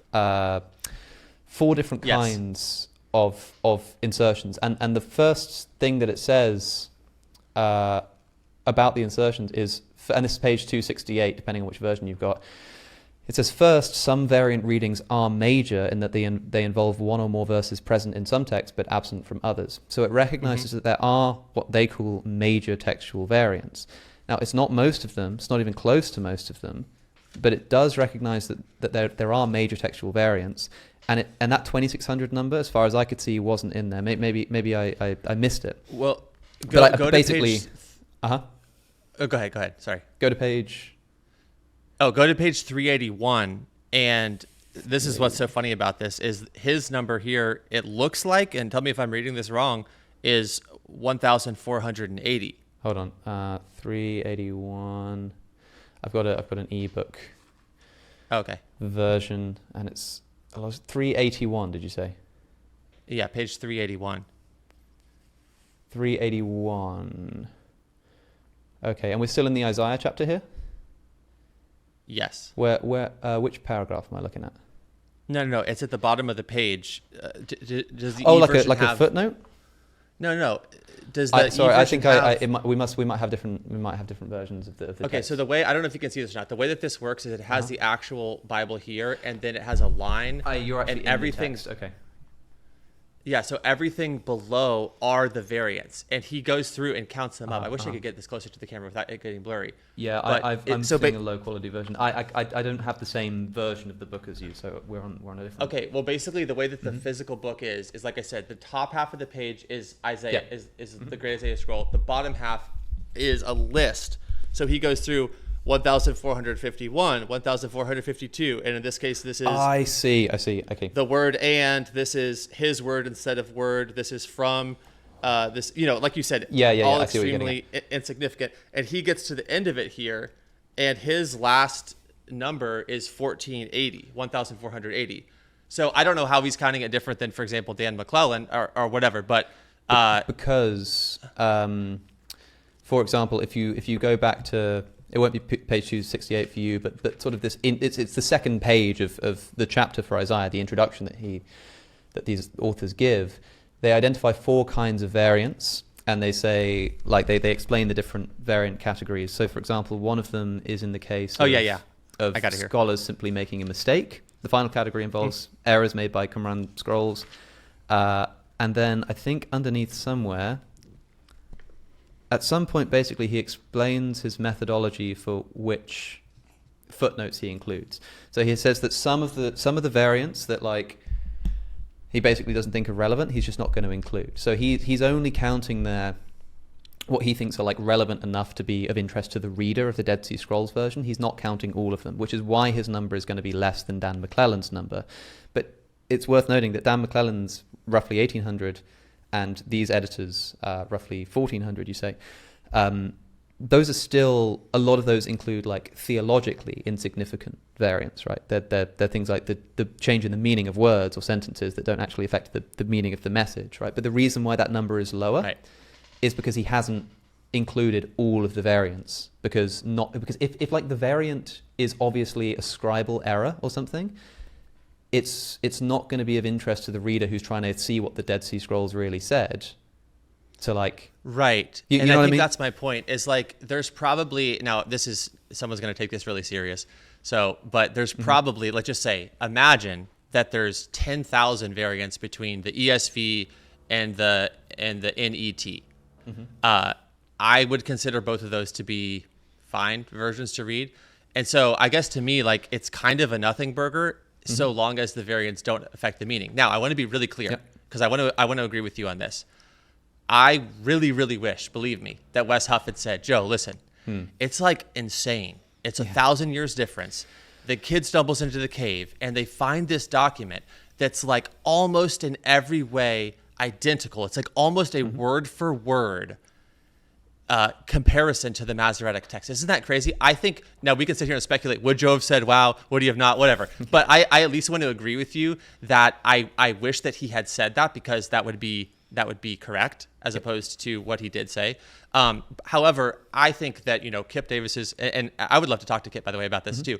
He seems like a cool dude. But in his video, Get Off My Lawn, I was like waiting for the hammer to drop, and I was like, I can't believe it's been 3 hours and there's nothing here in terms of really bringing something that questions the trustworthiness or the significance of the book of Isaiah. Because again, to me, the scenario that would really suck as a Christian would be, gosh darn it, all the prophecies were added in the year 500 AD. This is bad. This is, like, really bad. So for me, it's like, so does that make sense? So in terms of how I'm looking at it? So the reason why I think this is a lot is being, like, missed here. I don't know what Kip's intention was in making that video. I watched some of that live stream, but it was a long one, so I didn't watch all of it.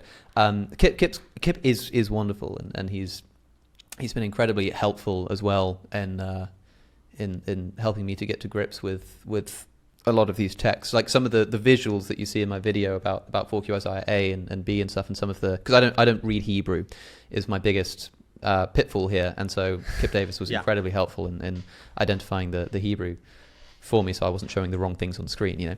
The thing that's getting lost is a lot of people are basically responding and saying, look, like, this doesn't affect, like, the message of Isaiah, and it's still amazing that Isaiah's been so well preserved. And it's like, yeah, like, totally, 100%. But, like, the video I made was not, the book of Isaiah debunked. It was, like, responding to some things that I thought Wes Huff got wrong. And a lot of these things are a way in which you misspeak, which might seem kind of minor, but actually can be pretty significant. Like, for Joe Rogan, this was a big deal. And it's possible that if he'd have worded it in that way, it might still kind of impress Joe Rogan.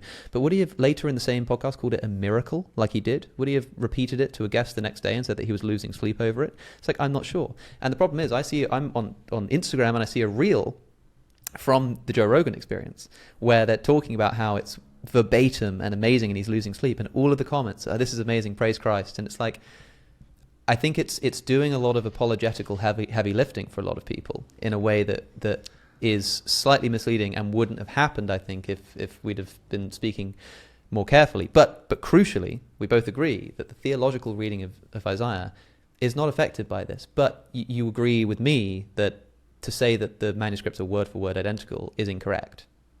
Yeah, that's what I was going to say. Is I think two things can be true at the same time. And like I said, I fully acknowledge that I really wish that Wes had said that precisely correct, as opposed to what he said is like, if it's so funny. Actually, this is hilarious because it's like the text is 99% accurate, so then it's 100%. It's not 100%. Therefore, it's wrong. And also, this is like not even a real argument. But also, Wes's statement was 99% accurate. So therefore, also, it's just funny how there's a similarity between those two things. Which, by the way, I grant. I want to agree with you. I don't want to debate you on this. I actually want to agree with you. Two things can be true at the same time. Sorry, carry on. Like I said about Wes, it would have been better for everybody had he said it precise and correct the first time. I totally agree with you there. I also think that the people in the comments that you're referencing saying praise Christ have a good reason to say that in light of what is actually true, which is that it's 99%, or pick whatever high 90 93 you prefer. Okay, and so we'll split the difference at 96. So Peter Flint says 99, but the point is a high 90, and I think that still is good reason to say praise Christ. So I don't think that and again, I'm not saying, oh, you're nitpicking. I'm just saying it doesn't overweigh the relevancy of the fact that Isaiah exists when it does. So that's basically those two things. Yeah. I mean, totally. Like it's the problem is that this has become a fairly superficial drama of kinds where like I'm kind of like, the thing that frustrates me is that like Wes Huff made a claim, I said it was wrong, everyone kind of came after me and said that he was basically correct. I'm like, no, like he wasn't. They said, it was all just spelling. It's like, actually it wasn't. There are entire missing verses. Those missing verses show up in other texts. Yeah, but only in part, and they're later, and this shows that they're later editions. It's like and before you know it, I'm talking about this a lot, but it's because like it would have all been avoided if and the problem I have is that you're right, like it would have been great if Wes just said it correctly, but whatever, like people misspeak, like who cares? I say all kinds of weird. I just did it on the Jubilee episode. There's a point where somebody talks about the flight to Egypt in Matthew, and I say in Luke, and he goes, no, in Matthew, and I'm like, oh yeah, right. That was funny. It's sort of like this stuff happens all the time, right? But if I made a response video to that, if that for some reason got picked up by people and they say, oh, Alex thinks that the flight to Egypt happened in Luke's gospel, and I made a video and said, I was basically correct, because what I was really doing was like misremembering this quote that I'd read in this book, and like, should I have been more clear? Yes, but I was just speaking hyperbolically. It's like, no, I just got it wrong is what happened. And I found that Wes Huff's response video that he made showed that he was sort of unwilling to just say, yeah, I made a mistake. Because what he did was he said that he brought up two quotes, one from Gleason Archer and one from Emmanuel Tove. He misquoted Gleason Archer again as he read out the Gleason Archer quote, because Gleason Archer said that of two manuscripts of Isaiah, 1Q Isaiah A and 1Q Isaiah B, that they were word for word identical in 95% of the standard Hebrew text. And for some reason, Wes Huff read that sentence out as proving to be word for word identical in 95% of the standard Hebrew Bible, and sort of separated out this word for word identical with the Masoretic text, which was like a really weird misquoting, which made it sound like the word for word statement still applied. And also he then just admits that he then says he reads it out. The quote as he reads it out is like that the Isaiah scroll, that the two scrolls, Isaiah A and Isaiah B, were word for word identical in 95%. Well, word for word identical. I don't want to get it wrong. I should read out what he actually said. Give me a second. Maybe you want to edit this, because that's okay. I really don't want to misquote him here, but I think this is important to say. And then I do have something I want to ask you about as well. Okay, that sounds great. While you're pulling that up, just to filibuster here and keep the people dialed in. Wait until people find out about the number of women at the tomb. That's gonna, if this Isaiah stuff is gonna ruffle your feathers, wait until you learn about like textual criticism across the board, right? Because, and that's where I'm coming from is like, again, even in different translations of the Bible, cross-cultural, different languages, like there's so many. If we're gonna take an extreme, like every period has to be in the right place or else it's not God's word approach, then it's like forget about it. Like, but I do think it's quite tricky to. it's an uncomfortable fact that scribes added in material to the Isaiah scroll that ended up in the Bible, don't you think? Well, did it end up? What do you mean by that exactly? So the end of verse 9 and verse 10, like we know that they were later additions, and they're in the standard Hebrew Bible of today. Like, is that a problem for you? The reason that doesn't bother me is because of, again, think of all possible scenarios when it's like, oh, that's all that changed. That's it. Yeah.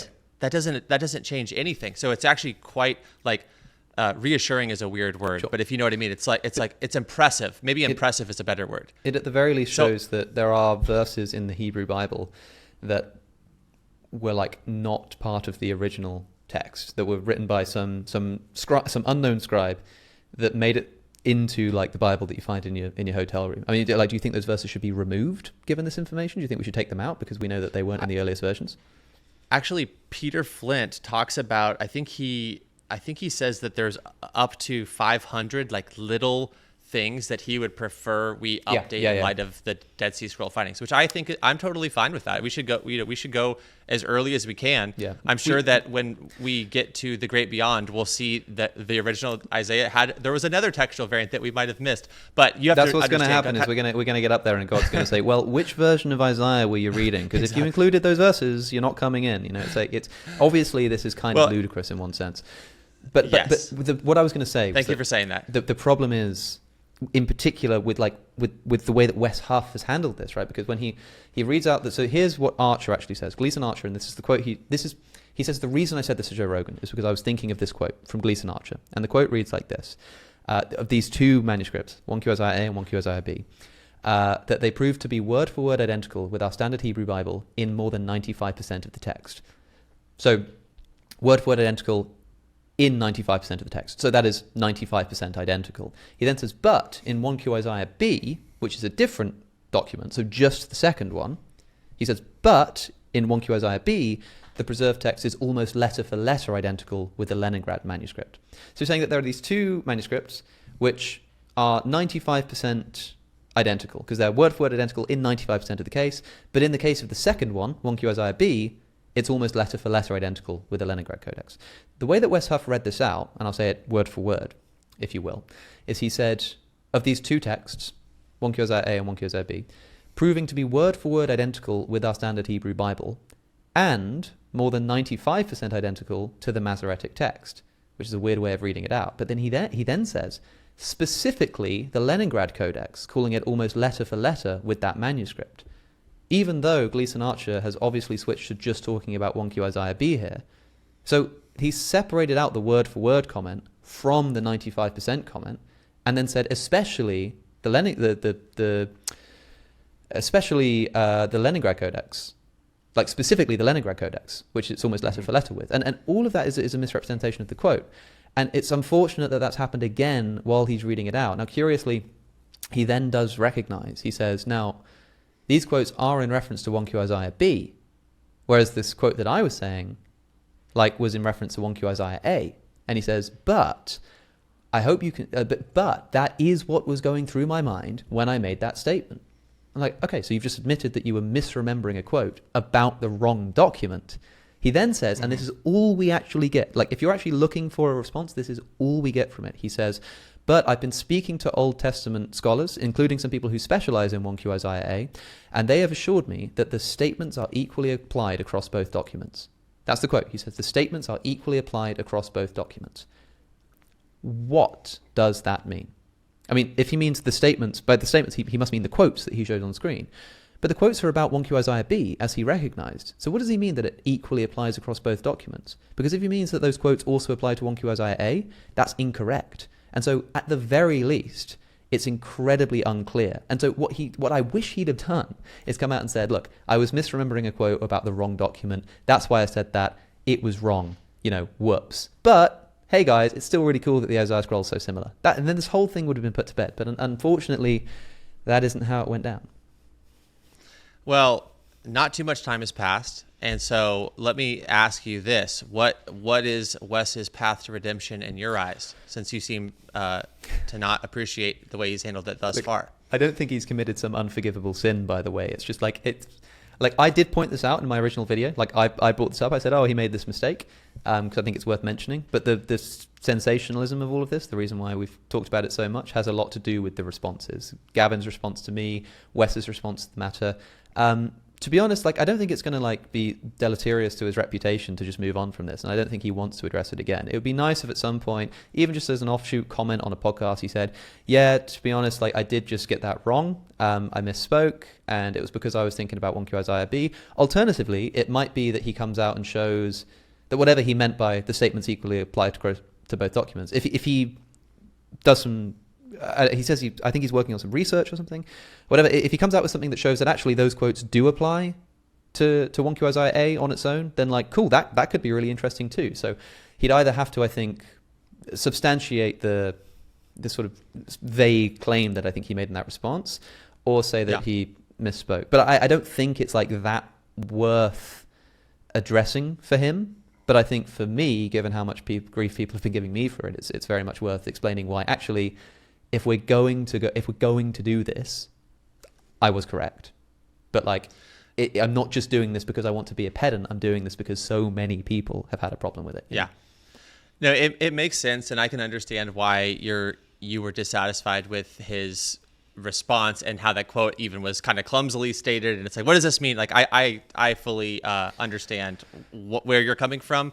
I think he probably will put out something that ends up at least closing the loop on what he is referencing of like, we're working on it or whatever that is. I'm sure that will in some manner come forward. But I do want to say, like, I totally get where you're coming from. And it's never great when people are on your case online. So that's another thing is like, you always want to do the best that you can to do damage control. In fact, this entire sort of dialectic around the Great Isaiah Scroll and all is so interesting because in some ways, and I don't mean to say this to be dismissive of any side, but it's like the process of like diminishing returns, like we're narrowing further and further and further in, and it's like here we are, and it's like, but I actually think that you and I agree on, it sounds like based on this conversation, like the vast majority of details and relevant facts. I would even argue that you and Gavin probably do. I would argue that also you, me, Gavin, and Wes all do, but it's like, where are we going to stake our claim, and like kind of like, so I totally get all of that, but I understand where you're coming from. A lot of this is, I mean, this is really interesting to a text critic. Like, if your thing is like manuscript criticism and like ancient Hebrew manuscripts, everything we're talking about is like so interesting, so relevant, so cool. If you're just like a Christian who wants to know if they can trust the Book of Isaiah, like it's like, are we like, good? What? Come on, like get over it, But it is worth saying that the reason why this whole thing got off the ground is because Wes went on the biggest podcast in the world. He made a bunch of claims. This was only one of them. I spent about 2 minutes on this in my original video. This was only one of them. And I said, no, that wasn't correct. I got a bunch of responses from people like Gavin. And then I saw channels like yours and Ruslan's like reposting his thing. And I was like, oh my gosh, there's so many. And everybody's coming at me saying like, Gavin debunked you. And I'm like, actually, he didn't. And I had to do this whole long video explaining why I don't think that's the case. And I think that my second video about this Wes Huff thing, the response to Gavin, was like pretty damning to that part of that response. Like I think Gavin was just wrong. And I hope that people can see why I think that. But like, it has just become a bit like ridiculous, and I want to move on to talking about other things. It is worth pointing out though, in your video, that near the end, hit me. We talked about Kip made a comment about how this preservation of around 93% fidelity is not like unusual, it's not that impressive, and he's like, I don't know why we're getting so excited about like a text which is basically the same as any other kind of New Testament, any other kind of ancient document. Now, you had a big problem with this, and I don't know if you can like share your screen or whatever, but I'm wondering if you can pull up the table, even if you just show it on the YouTube video, so you can explain the problem that you had with it, so people can see. Okay, so I'm really happy that you brought this up because again, all of this is new to me as of Wes going on Joe Rogan, and I'm trying to sort out all of this as well. The thing that I would love to ask Kip, although if you know the answer, we can just do it this way, is when he makes that claim, is he also factoring in the time difference between the Masoretic text and the Great Isaiah Scroll? Because I am not able to find things with 1,000-year gap and that level of accuracy, which I think is relevant if it's true that it is far above average in terms of that being an impressive historic finding. Okay, so it depends what you mean by the time gap, right? 'Cause, like, the time gap between what and what? So the Great Isaiah Scroll was literally carbon dated to a particular point in time, right? Yep. And so what I'm saying is that the distance in time between when we know that when that took place and the Masoretic text is everyone says about 1,000 years, right? Sure. Yep. Okay, so what I'm saying is that 1,000-year difference is a very relevant factor in the equation if we're assessing the level of accuracy or the level of similarity between these two different sources. And again, this is not my area of expertise, but I was struggling to find anything similar to that where there's a 1,000-year difference. Yeah. No, I mean, not mine either, for what it's worth. And I'm sure people, what the world really needs is two non-experts talking about this on a large platform. But I think that I'm not particularly impressed by the time difference between our earliest source and our next earliest source.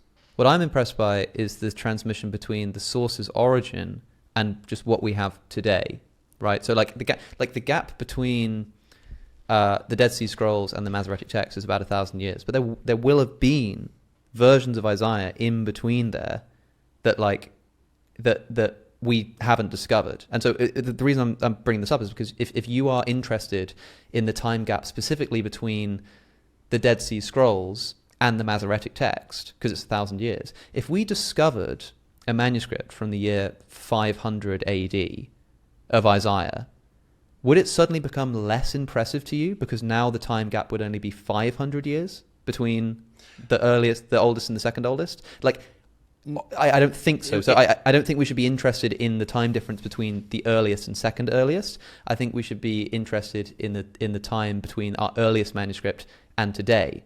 And if that's what you're looking for, then if you look at the table that you showed on screen, about 11 minutes 55 in your video, actually slightly before you scroll down, about 11:47, the very first name on the list there is Homer and his Iliad, which is dated to around 800 BCE, and our earliest manuscript is from 400 BCE. And the number of manuscripts there is 1,800. Now, it's put the time gap as 400 years because that's between the time of it being written and the time of our earliest manuscript. But from the time of our earliest manuscript to today, like the preservation of that manuscript text from 400 BCE to today is really impressive, considering that when you scroll down, you've got the book of Isaiah, which the earliest manuscript is dated to about 150 to 125 BCE, and there are 20 versions of it. So and what you say in the video, and I don't know if maybe you want to play it because I don't want to misrepresent you or whatever. You might want to play it in the video in this video. But if people go and watch it, what they'll see is you scroll down and you talk about how impressive it is that there are thousands and thousands of copies of the New Testament. And then you said, so this just, is a complete falsity that he's talking about. But I don't know why you were talking about the New Testament, because that's a different set of documents. Because Kip broadened it to the Bible, if you listen to what Kip said. Okay, I can see that. So suppose Kip misspoke, or suppose he got it wrong or whatever. If we were just talking about the Isaiah scroll, the point is that people say, look, okay, maybe it's not word for word, but it's still like 95%, let's say, like accurate, which is still really, really impressive. And Kip is like, well, I mean, that's pretty standard for ancient manuscript transmission. So it's actually kind of not that impressive. And I kind of tend to agree that that's true. But because this isn't my area, like I can't guarantee that. But I mean, yeah. So I'll respond to this, and I appreciate the aim at clarity. So just to make that point clear, the only reason that I started bringing in the New Testament, it was because Kip did this kind of sleight of hand. I'm not insinuating his motive. I'm just saying it ended up being the case that he shifted in the middle of his sentence from talking about the Great Isaiah Scroll to then. And for that matter, the Bible, the Bible it is what, I mean, if you play that clip, you'll see that he ended up talking about the Bible. I think it's worth pointing out that I'm going to look at the actual words here. He said, and He says, but here's the thing. There's nothing special about 1Q Isaiah A or any biblical manuscripts in terms of their fidelity or how close they are to later copies of the Old Testament. You could do the same thing with manuscripts from pretty much anything from antiquity.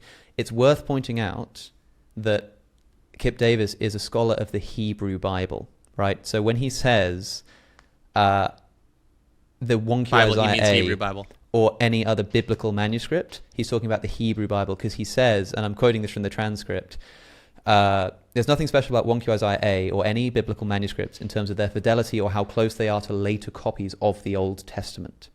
So he's obviously not talking about ancient copies of the New Testament and their fidelity with the Old Testament today, right? He's got to be talking about the Hebrew Bible and the Old Testament. Okay. So then great. So then if the purpose of all of this is to accentuate the way in which the New Testament stands out in light of my hearing of Kip, then so be it. I'm happy with that. But it was also that if you look on the list that you showed on screen, if you look at the book of Isaiah and you look at the earliest manuscript at 150 to 125 BCE with 20 manuscripts, and you compare that to Homer's Iliad, which is 400 BCE with 1,800 manuscripts, it seems like the point is being, like, if that mistake is factored in, the point is now being made, that if you compare like Homer's Iliad to the Hebrew Bible. Now the problem is, I actually don't know what the fidelity of the Iliad is, like from this earliest manuscript. Of textual criticism. I don't know, but it seems like the table that you're showing on screen is more interested not in like the fidelity of the text, but kind of like the preservation of the manuscript in terms of how many there are, like how well has this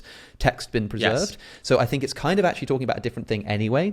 But also once you realize that Kip is talking just about the Hebrew Bible there, the New Testament becomes irrelevant, and Homer's Iliad is like dunking on the Dead Sea Scrolls. In terms of copy, yeah. So what I would love, and this is actually good, comments section, help us, right? Yeah, please, somebody.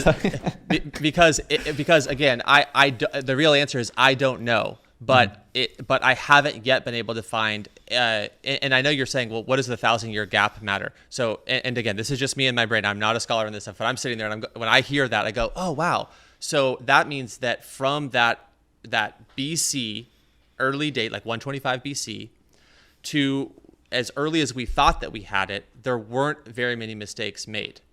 That's to me, that's the significance of the 1,000-year gap, which means that you're saying, is it less impressive if it's then 500 years? And I would say, no, it's equally as impressive in the sense that what it establishes is that the people did a really good job along those 1,000 years of getting from A to B. So the only reason, and again, I don't know the answer to this, but when I hear that, I'm like, wow, 1,000 years, 1,000 years is a long time. And I think that, and I go, and it's got a 95% accuracy. And I think to myself, that's pretty cool. Now, let me say this as a olive branch. If it ends up being the case, Brandon, we have tons of documents with a 1,000-year gap between what we thought was the earliest and the actual earliest with the same level of fidelity in textual criticism. It turns out from that perspective of textual criticism that the Great Isaiah Scroll is actually par for the course. Then let me just say it on the record here. I'm sorry, folks, I got it wrong. If that's the case, my apologies. I'm like I said, I'm just trying to get to the bottom of all this as well. You were just hyperbolizing. You were basically correct.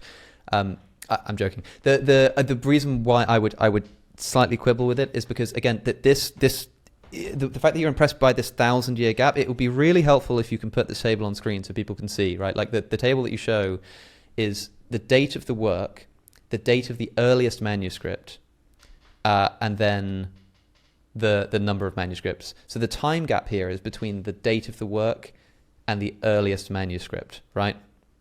So that time gap, like between, if you look at Homer's Iliad, which is the top one, that time gap between 800 BCE and 400 BCE, that gap of 400 years, we don't know how well it's preserved across that 400 years because the earliest manuscript we have is at the end of that, right? So that's what it's counting. Right, exactly. So if you scroll down and look at the book of Isaiah, and it's saying, I think it's identifying there, what it's identifying there in this table is the time distinction between when it was written and our earliest manuscript in the Dead Sea Scrolls. That says nothing about the impressiveness of the fidelity because we don't know what the fidelity was across that unknown period. So if it says about the fidelity from it push, like what Wes said originally, it pushes the date back 1,000 years.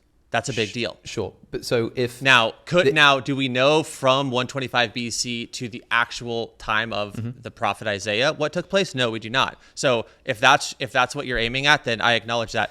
Also, admittedly, that chart is very insufficient in a lot of ways, because as we already acknowledged, that particular chart doesn't actually have anything to say about textual criticism. So that's right. The point of that chart is not that this chart solves everything or something like that. I don't want to belabor the point, but like I really think that the fact that you're more impressed by the time gap of ignorance that we have throughout history than the actual date of the composition of the text is troublesome to me, because like suppose I didn't say I was more impressed by that.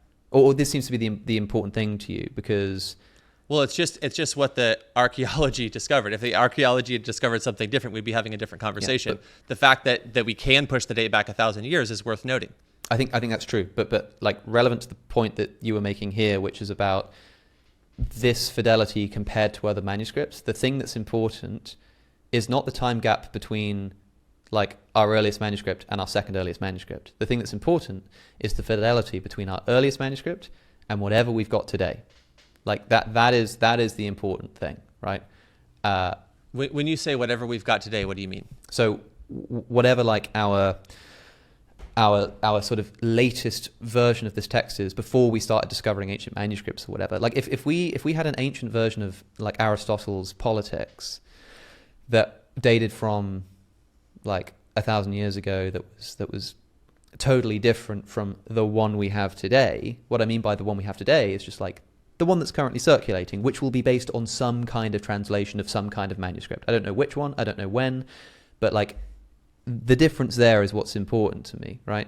And like this idea that like the thing that's impressive is that we've gone from the Dead Sea Scrolls to the Masoretic text, 1,000 years of identity.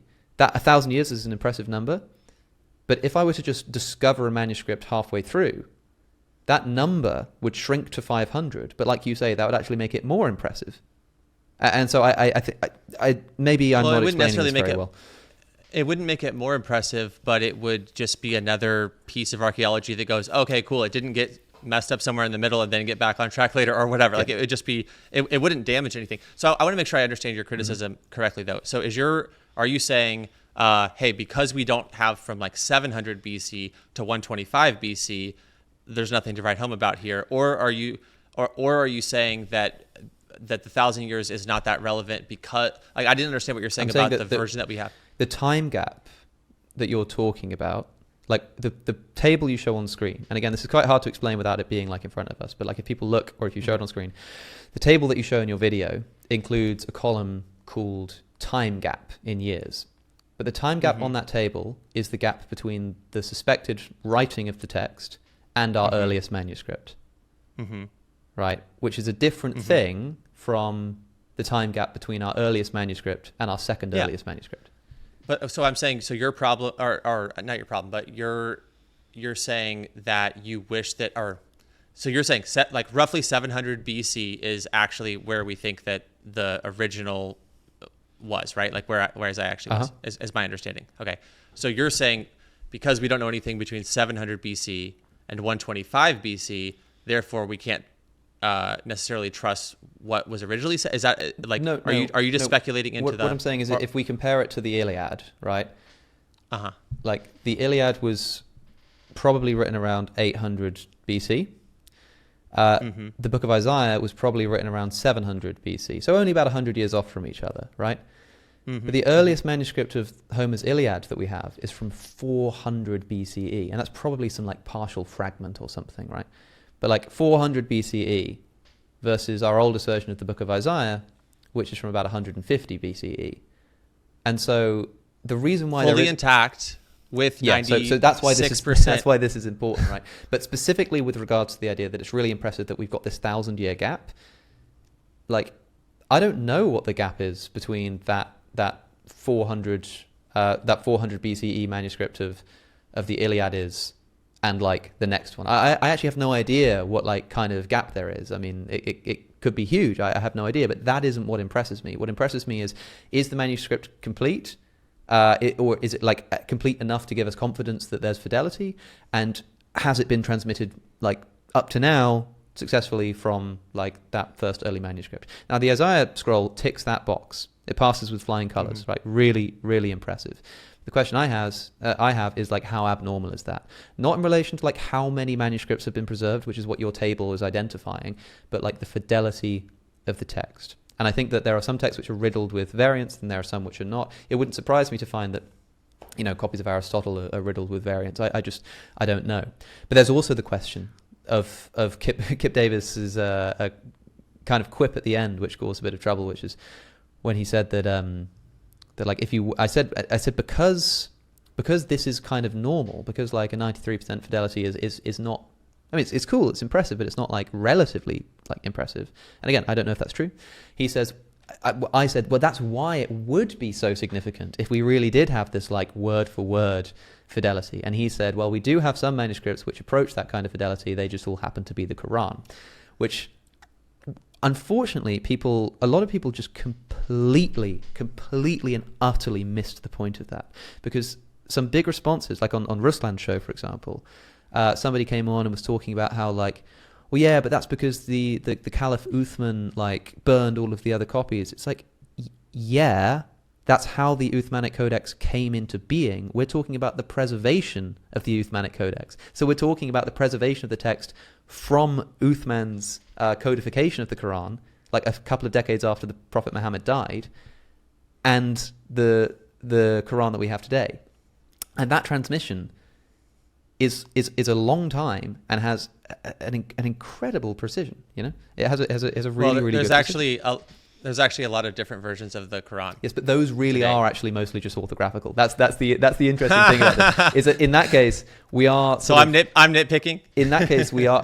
Now I wouldn't say that they're word for word, because that's kind of because that is kind of complicated. But they're called kirat. Kirat is the plural, so a kira, or if I'm pronouncing that right, is a different recitation of the Quran. So there are different like pronunciations and sort of different versions of the Quran that are going around. And actually this is why Uthman decides to make his codex. So in about the year 644, Uthman notices that there are these different recitations, and so he decides to standardize it. We actually don't know how long this took, so we don't know when it was finally finished. But we get this standardized Quran, and all of the rest of them are burned. And the transmission between that and today is incredibly impressive. There are some meaning differences. Like I think that some of these different Kirat do have like more than just orthographical differences. So an example, I think, again, this is not my area of expertise, but in the 12th surah, verse 90, I think that there is one reading which says, they said you are Joseph. And in Hafs Kira, which is the one that was favored in the sort of standardized Egyptian Cairo Quran later on, it says, they said, are you Joseph? Instead of they said you are Joseph, they said, are you Joseph? So that is a meaning difference. But it's the kind of meaning difference which, in the context of the Isaiah scroll, people would say, oh, it's not that big of a deal. So the point is that the preservation of the Quran is also incredibly impressive. Now, as Kip Davis says in my video, there are different political factors involved in the preservation of a text, and it's also happening in a different period in history. But those who got, like, those who were responding saying, like, well, of course it's been well preserved because Uthman burned all the other copies. I'm not talking about the preservation from Muhammad saying it to, like, 2 decades later when it got written down. I'm obviously talking about the preservation of the Uthmanic Codex to today, you know? That's fair. I think that, well, I have no idea. I can't speculate about people's motives, but it seemed like in that video that y'all kind of alluded to it and then kind of skirted past. And I think maybe the way that it played out, probably unintentionally, led people to feel like something was being glossed over, or like, oh, like we don't want to get in trouble or whatever. And so maybe that created people to like, to respond in that way. I want to make a few points really quick. Mm-hmm. One, Christians don't believe that the Bible is true primarily based on its impressiveness in terms of textual criticism. That's not a Christian doctrine. Like, our book has 100% or is word for word, therefore it is the word of God. That's just not anything that Christians believe. And so that's why in my mind, all of this, I'm like, it's interesting. And like, if I could have picked a better chart or whatever, like all these things, I'm like, okay, fair enough. But that's just not a core belief in Christianity. Like, the Bible is true because it outperforms every other. Rather, I think that it's just like, and to be totally honest, I would be kind of probably more skeptical if it was, because it would feel to me like maybe foul play had gone on, potentially. So the fact that it operates according to kind of like the normal patterns of history, with the maybe higher performance of scribes because it's a religious text. One thing I did learn recently, religious texts do pretty good in terms of historical preservation because people believe that they're really important, and so that's right. you like are really, really careful. So actually, regardless there's of a really interesting at least one of the isolated interpretive insertions into the Isaiah scroll is an example of where it seems like the scribe who was writing the Isaiah scroll whatever copy that they were copying from didn't have a particular verse, not because it was missing, but because like the manuscript was damaged, or like for some reason they couldn't read it, and so somebody has like added in from memory the verse. So if we look at other versions, we find that you've got the same verse in a kind of variant reading, and it seems to point towards the idea that it was just known what was there, and so somebody has added that in just from memory. So it's quite clear that this tradition of memory in religious history is important. But like I say, I mean, that is in many ways trounced by the Quran, and part of the reason for that is because Muslims do believe, unlike Christians, that the Quran is the word of God. In Christianity, the word of God is Jesus. In Islam, the word of God is a book. And so it's not that the Quran is to Islam what the Bible is to Christianity. That's a big misunderstanding. The Quran is to Islam what Jesus is to Christianity. You cannot contradict Jesus, and likewise you cannot contradict the Quran. And so this point of preservation is so much more important in the Islamic context, which might be part of the reason why it's so well preserved. There are a lot of Muslims, I forget what they call, there's a word for it, a person who's memorized the entire Quran, such that if you burned every Quran in existence today, they could write it again tomorrow with absolutely no problem. I'm sure there are probably people who can do that with the Bible too, but it's like I say, there are historical reasons why that's the case. But it's definitely the case that the Quran has been incredibly, impressively well preserved. And people like to point out, there are different readings and there are holes in the narrative of the preservation and stuff. It's like, yeah, okay, sure, but it's in incredible fidelity. Like I say, though, this isn't my area, I don't know, but it's worth pointing out that when we're sort of celebrating how amazing this is, it's like, yeah, this is, as you will know, one of the big talking points for Muslims who like to say, like, the Quran is the word of God and we are confident that it has been accurately preserved. And in that case, where there are variant readings, they really are like orthographical in that case.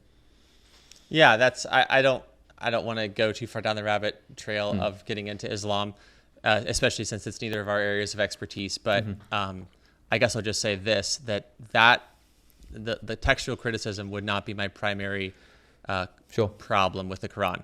I can show you something kind of interesting. I can show you something kind of interesting about the Isaiah scroll. Is it possible for you to share your screen so that we'll see it and also the audience will see it? The only reason it's not is the computer that I am streaming from is out of my reach. It's up yonder. It's kind of far. I wonder if I can do it, but I have a feeling that my settings won't let me do it. Actually, let me see. I think I know. Are you going to the gap and that type of thing? The two author theory. Yeah. And you know about this, right? Yes. Alex's browser needs. Hold on, I think for the sake of timing, though, I will admit, if you want to go there, you can veto that if you want. I think it's really interesting. It's just it is interesting as long as well, not as long as I guess let me ask you this: in your mind, do you like that particular thing? Does that interest you? Because I guess let me just ask that without leading it. What is the significance of that for you? The significance is that for a long time, scholars have suspected that the book of Isaiah is kind of made up of parts. So it's sometimes it's been thought to be split up into two parts, sometimes split up into three parts, and commonly it's been split up into so-called like Proto-Isaiah, which goes up to chapter 39. And then Deutero-Isaiah, which is 40 to 55, and then Trito-Isaiah, which is 56 to 66. Some people think there's just two, like 1 to 39 and 40 to 55.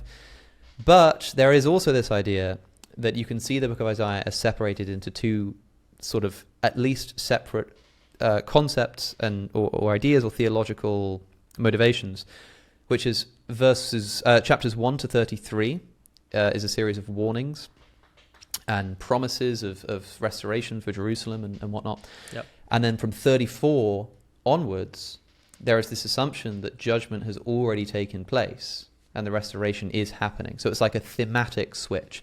And so But there was already a lot of talk about the multiple authorship in the book of Isaiah. And one of the really interesting things that the Dead Sea Scrolls taught us, that the Isaiah Scroll, 1Q Isaiah A, taught us, is that, or rather gave us an indication of, is that there might be some truth in this. The reason is that if you look at the Dead Sea Scrolls, and that's why I was going to ask you to pull it up on the screen, but people can do this themselves as well. Like it's incredibly easy. I could do it right now to show people if you think it would be at all of interest. Is that working? Looks like it's working. Right, cool. Okay, so you can see on screen, right? Yep. Let me get back. Nice. Okay, cool. Perfect. Yep. So this is really interesting. If you look, you can do this on the Digital Dead Sea Scrolls website. You just type in Isaiah Scroll or whatever. Click to examine the scroll. So what you can do here is you can actually look and examine for yourself. This is the Isaiah Scroll. It's amazing to actually get to grips with the actual thing itself. Now you'll remember that this one of these ideas of double authorship or double conceptual motif in Isaiah says that the first half of Isaiah is up to verse 33, and 34 onwards is, this sort of second half of Isaiah. And there's something really interesting that happens if you look in the Dead Sea Scrolls version for chapter 33. Here it is. This is the end of chapter 33. So chapter 33 ends here, and chapter 34 begins up here, right? And remember, we're reading right to left, everybody. So if you look at the bottom, you'll notice that every single one of these pages is filled to the very bottom. It doesn't matter if there's like a new chapter of Isaiah starting or whatever, like it fills it up to the very, very bottom every single time. Except here, right here, you can see, it's kind of hard, there it is, right? You can see a gap, and it looks like about 3 lines worth of gaps. This is the only place in the Isaiah scroll where that occurs, right at the end of verse 33. Everywhere else it's filled to the very, very bottom, except on the last page, of course. Now, again, this is not my area of expertise, but Kip Davis says emphatically to me when he's teaching me about this, I cannot stress this enough. Every other time we see this kind of gap, it indicates the end of one text and the beginning of the next. So, for example, in ancient copies of the minor prophets of the Old Testament, which we consider to be separate books, they're not like put on a new page with a title of the prophet. They are just indicated with a gap, with a line gap like that. And so the Isaiah scroll that we discovered did teach us that it's been incredibly well preserved, but it also gave some real credence to this idea that there is something distinct about the first half of Isaiah and the second half of Isaiah. And then the question is, what does it mean? Is it just a thematic break? Is it supposed to be a separate text, like a separate book of the Bible? There's been some research done into like the handwriting, and I think a lot of scholars are of the opinion that this was written by a different author. And in fact, it may even be the case that this author was trying to make it look like the first author, but we're getting a little bit sort of speculative here. There's been some like machine learning work done on that, which is incredibly interesting.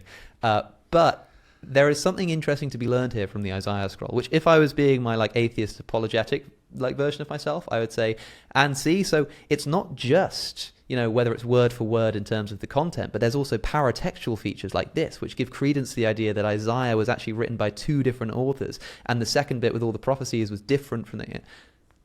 What I really want to point out is that this is really interesting, and there's actually more to learn from the Isaiah scroll than just whether the words themselves are accurate, but also there's this interesting paratextual feature. However, I think that the reason that you bring it up is partially motivated by that atheist dog in you that that's there. So, and I want to say this though, is it doesn't really matter because in fact, the Bible is a library. So how do we partition it? Anyways, it's like, again, the Christian claim is not, it's this one author who was talking to God and he wrote everything down just as it is. And therefore, like, that's not the claim. So that partition, I like that you noted, is precisely at the halfway point. Yeah. I mean, that in and of itself is an interesting speculation for why is there that one gap in text. Well, you got to the halfway point. Maybe it was, like done in 2 pieces, right? Like, hey, we got halfway there. Now, the fact that there's thematic, or like the fact that you're saying there's some, the story, like that's good storytelling. I mean, that's good writing. The fact that the second half would have something, a different layer, lens, perspective, emphasis than the first half. The fact that it's precisely at the halfway point, I think, is worth noting as a counter weight Absolutely. to that. And then the other thing is, the biggest thing of all is both halves, if you want to, I mean, verses 1 through 33 and 34 through 66 are all carbon dated to before Jesus. Yeah. Right. So yeah, actually, I'm not bothered by that's this. really important to note. Like if the second half of Isaiah is later, it's not like I'm not like don't interpret that as an argument that the alleged prophecy of Jesus at the tail end of Isaiah is potentially written after Jesus. Like we know that was written before Jesus came along. That's for sure. And it's all throughout, by the way, too. I don't know if you probably haven't seen my recent video with Jonathan McClatchy going through the book of Isaiah, because after I did the two, like, even more, whatever, all caps. Yeah. I was like, well, let's actually talk about what's actually in the text rather than talk about the text. Let's actually talk about what's in the text. And he went through in a really cool way and just showed the Messiah motif that's not only in the back half, like it's all throughout the book of Isaiah. And there are two, there's the suffering servant, and then there's also the triumphal king. And he does a really cool, if you guys or anybody listening wants to watch that video, he does a great job of just showing the different literary devices that are used and the way that this motif flows throughout the entire text. Yeah, I mean that certainly sounds interesting. Is Jonathan? Is he like an Old Testament, like Hebrew Bible kind of? I actually guy? don't know. That's a good question. Let me look that up. Because I know Jonathan. I haven't spoken to him in a while. But he's a funny guy. I was kind of surprised to see that he. I'm sure, to be honest, I'm sure that he just knows a lot about Isaiah because it's like super relevant to Christianity. But I wonder.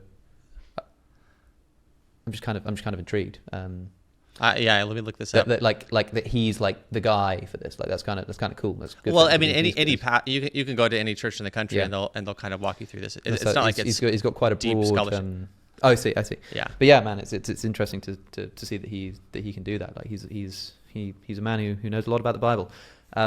Yeah, I mean, how do we land the plane, Alex? How do we put a beautiful bow on top of this giant conversation? That's a good question. I think, like, hopefully it should be clear to people that, like, I've got my problems with what Wes said on Joe Rogan and problems with the way that he has responded to it. That, yeah, we have been going on about this for a long time, but that's not entirely my fault, and it's because people were sort of telling me that I was getting it wrong, or that Gavin Ortland debunked me or whatever, and it's like, okay, if we're going to do this, we're going to do this.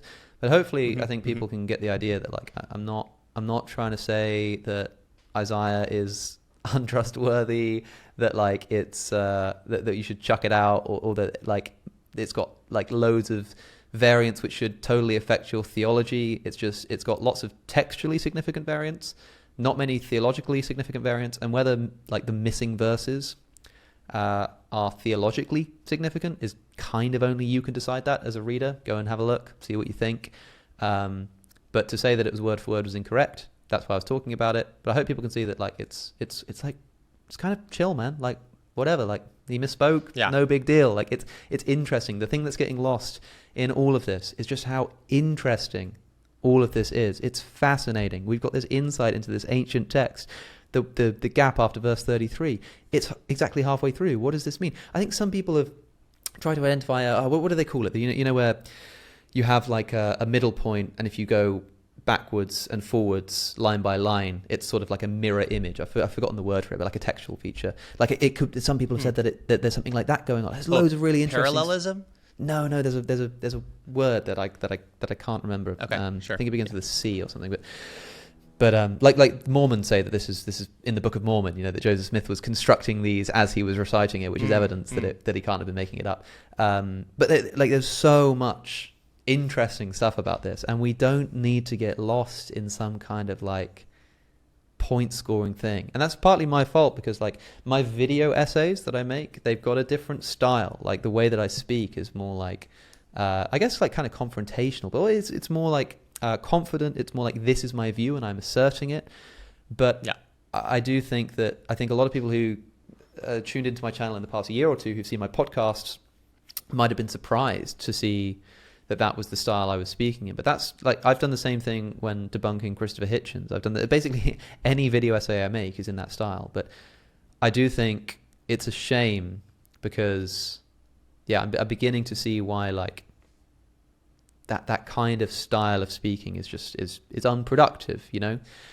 And so when I say that what's getting lost in this is how interesting it is and we don't all need to be scoring points, it's like, you know, that's partly my fault too. But I hope that we can kind of shelve the drama and get back to the scholarship, you know? Absolutely. Would you ever be down to chat with Gavin? Because I really feel like if you guys got together in this type of a capacity, you know, he might, I just think it would be so fruitful in terms of burying the hatchet, but also in terms of just, I would love to see that type of a dialogue. I think so. I mean, I'm usually happy to talk to anyone. It depends kind of what he wants to talk about. The thing is, I do still have this part 2 that I'm supposed to be making because, of course, I was going to respond to the criticism that I received in my Wes Huff video. And I've only done the video where I talk about the Isaiah scroll. There's still the stuff about Jesus claiming to be God, P52 and the dating of John's gospel. There's all kinds of stuff. There's some Greek manuscript stuff that I think is... There's some stuff that, like, I don't know. I don't want to, like, overdo the thing, but there's some stuff that I wanted to bring attention to. But that will involve responding to the rest of Gavin's video. So if I do speak to him, it might be like after that. And I see. Once that happens, it kind of, I guess it depends on like how he feels about that and if there's something in that he wants to unpack. Because to be honest, if he wanted to sit down and have a conversation about the Isaiah scroll, yeah, maybe I would do it. But I've done it so much now that. But if he wanted to have a conversation about his response to the Isaiah scroll, then yeah, totally. Yeah, so it kind of depends. But yeah, you know, I'm totally that's fair. Kind of. That makes a lot of sense. He reached out to me and I haven't gotten back to him yet. So did he? I'll have to have a word with him. Yeah. This is interesting that you brought up the different, like, it's so funny. We're so zoomed in on like the great Isaiah. So Wes Huff on Joe Rogan, what was your favorite part? My favorite part, I mean, okay, like the cheap answer to this without thinking about it too much is that I'm really excited to see like biblical scholarship being of interest on the biggest podcast in the world. Like that is really, really cool, you know? I think, gosh, favorite part, it might have been seeing Joe Rogan begin to realize that like there's something to all of this, you know. It's like there's a lot to unpack because he's asking these questions in earnest, and he's asking things like, well, how, you know, who wrote about this, like who saw this, and he's realizing that there are a lot of really interesting questions to ask, and he's landing on a lot of really important scholarly questions, perhaps without realizing it. Like when he says, well, how many like written accounts do we have of people saying they saw the resurrection? It's like, yes, Joe, that's the question, because it's not about like, is the resurrection talked about, or is it like present in Paul's letters, but who wrote the letter, who saw it, and like did the person who's writing it see it themselves? What are they reporting to? It was really interesting to see that play out, I think. What was yours? That's a good question. I mean, the first thing that came to my mind... You're the one who asked it. It's a great question. Yeah. Well, the first thing that came to my mind was the stuff about Genesis and how it's sort of like a polemic against other ancient Near Eastern cosmologies. I thought that kind of opened up a whole little research project for me, which I guess, so that's the first thing that came to my mind. I honestly would like to watch it again. And I want to make a comment as well on what you said about how Joe Rogan kind of is like this really like intuitive philosopher. He is almost like a philosopher though. And I remember like when Stephen Meyer went on there, that's what he said. He's like, I love your show, Joe, because you just, in a very common sense way, ask the questions that everyone's kind of thinking about. And therefore, I mean, that's probably why he has the biggest platform in the world, because he has a real knack for just being like, but what about this? Like, what's the relevant, like, how does this make sense? You know, and it's very plainly stated, but he is good at getting to the core of things. Yeah, but the only downside to that is that, like, you know, he obviously, like, he doesn't know anything about biblical scholarship, right? And so when he has someone like Wes on, Wes is going to make some claims, and Joe Rogan's going to ask intelligent, worthwhile questions, but there's going to be like avenues of objection and response that he's not going to know to go down. And so the only way to counter that is to have other people on. So the Joe Rogan experience often consists of like a guest coming on, like Billy Carson was on Joe Rogan, and then like Wes responded to Billy and had that debate. And then Wes went on Joe Rogan kind of to talk about that. And there's a lot more in the way of that than like putting people together. Although Rogan does sometimes do that. Like if Wes had been on Rogan for some reason without the Billy Carson thing, like there probably would have been enough beef that Joe Rogan would have just hosted that debate. You know what I mean? So he does do that. But yeah, the thing that's so likable about Joe Rogan is also one of the flaws of the podcast. So it's kind of the sacrifice you make. It's like in my show, I hyper focus. I'm like, I want to talk about religion and philosophy, and I'm going to ask specific questions. I'm going to prepare as well as I can.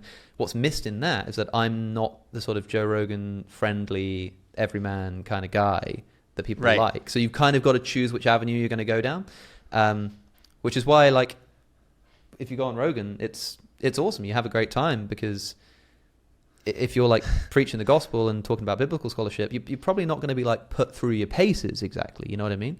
And there's an upside to that and a downside to that. Yeah, because he'll have, and then like the next episode, he'll have, like Eddie Bravo talking about flat Earth theory, and he's like, and they'll have like Miley Cyrus or something, and it's just and it's just like, it's crazy. This is everywhere. Yeah, this is as what's the guy's name? Bo Burnham said, a little bit of everything all the time. And that's pretty much the Joe Rogan experience. But yeah, there's well, this has been so awesome, about. Alex. Yeah. This has been so great. I did not expect we would go this long, but it's been really, really cool. And I appreciate every minute of your time. I don't know, any last questions for me? Any closing thoughts? Where can people find you? All that type of thing. Oh, just my name is Alex O'Connor. I should have said that at the beginning, really. I host a podcast called Within Reason. Just search that up and you'll find me. But yeah, thanks for doing this. It's good fun. I think I've really enjoyed. I'd spoken to you, and I spoke on Ruslan's show. I said, is it Ruslan or Ruslan? I think it's Ruslan. It's really annoying. Like, I joined his live stream, and he told me off for saying his name wrong, for pronouncing his name wrong. And I said, there's me thinking you didn't care about meaning neutral variants. But he cut it out of the video that's up now. I thought that was really funny, and it's gone from the damn video that he put online. So I'll have to rehash that joke so everyone else can hear it. But yeah, I did his show as well, and this is kind of a similar vibe. I don't know, you like the kind of YouTube, sat behind a desk, daily show kind of thing. And there's something about the conversation I had with him and with you that I just think is like really fun, really nice. So hopefully we'll get to do it again. Maybe once I've explained to everyone why it is that Jesus didn't claim to be God, and they're coming after me again, we'll be able to sit down and go through some of that. But that remains to be seen. Well, only because your last anecdote there about Ruslan portrayed your understanding that you can have a zinger all in good faith, twisting, or not twisting, but using language with the twinkle in your eye that doesn't disservice the relationship. Only because you set that precedent do I have to end by saying, I really want you, and I really believe it would be great to change the name of the podcast to Without Reason. Yeah, I did. I had a show called Without Reason, because I had this guy Rory Sutherland on the show, who's a big advocate for like using seemingly unreasonable advertising tactics, and we called the episode Without Reason. Yes, we did do that. That's so great. There are some times when being unreasonable, like, is actually more reasonable than not. Is why we say exactly. So maybe I'll look into it. That's awesome. Well, thanks again for your time, Alex. Really appreciate it. Right on, man.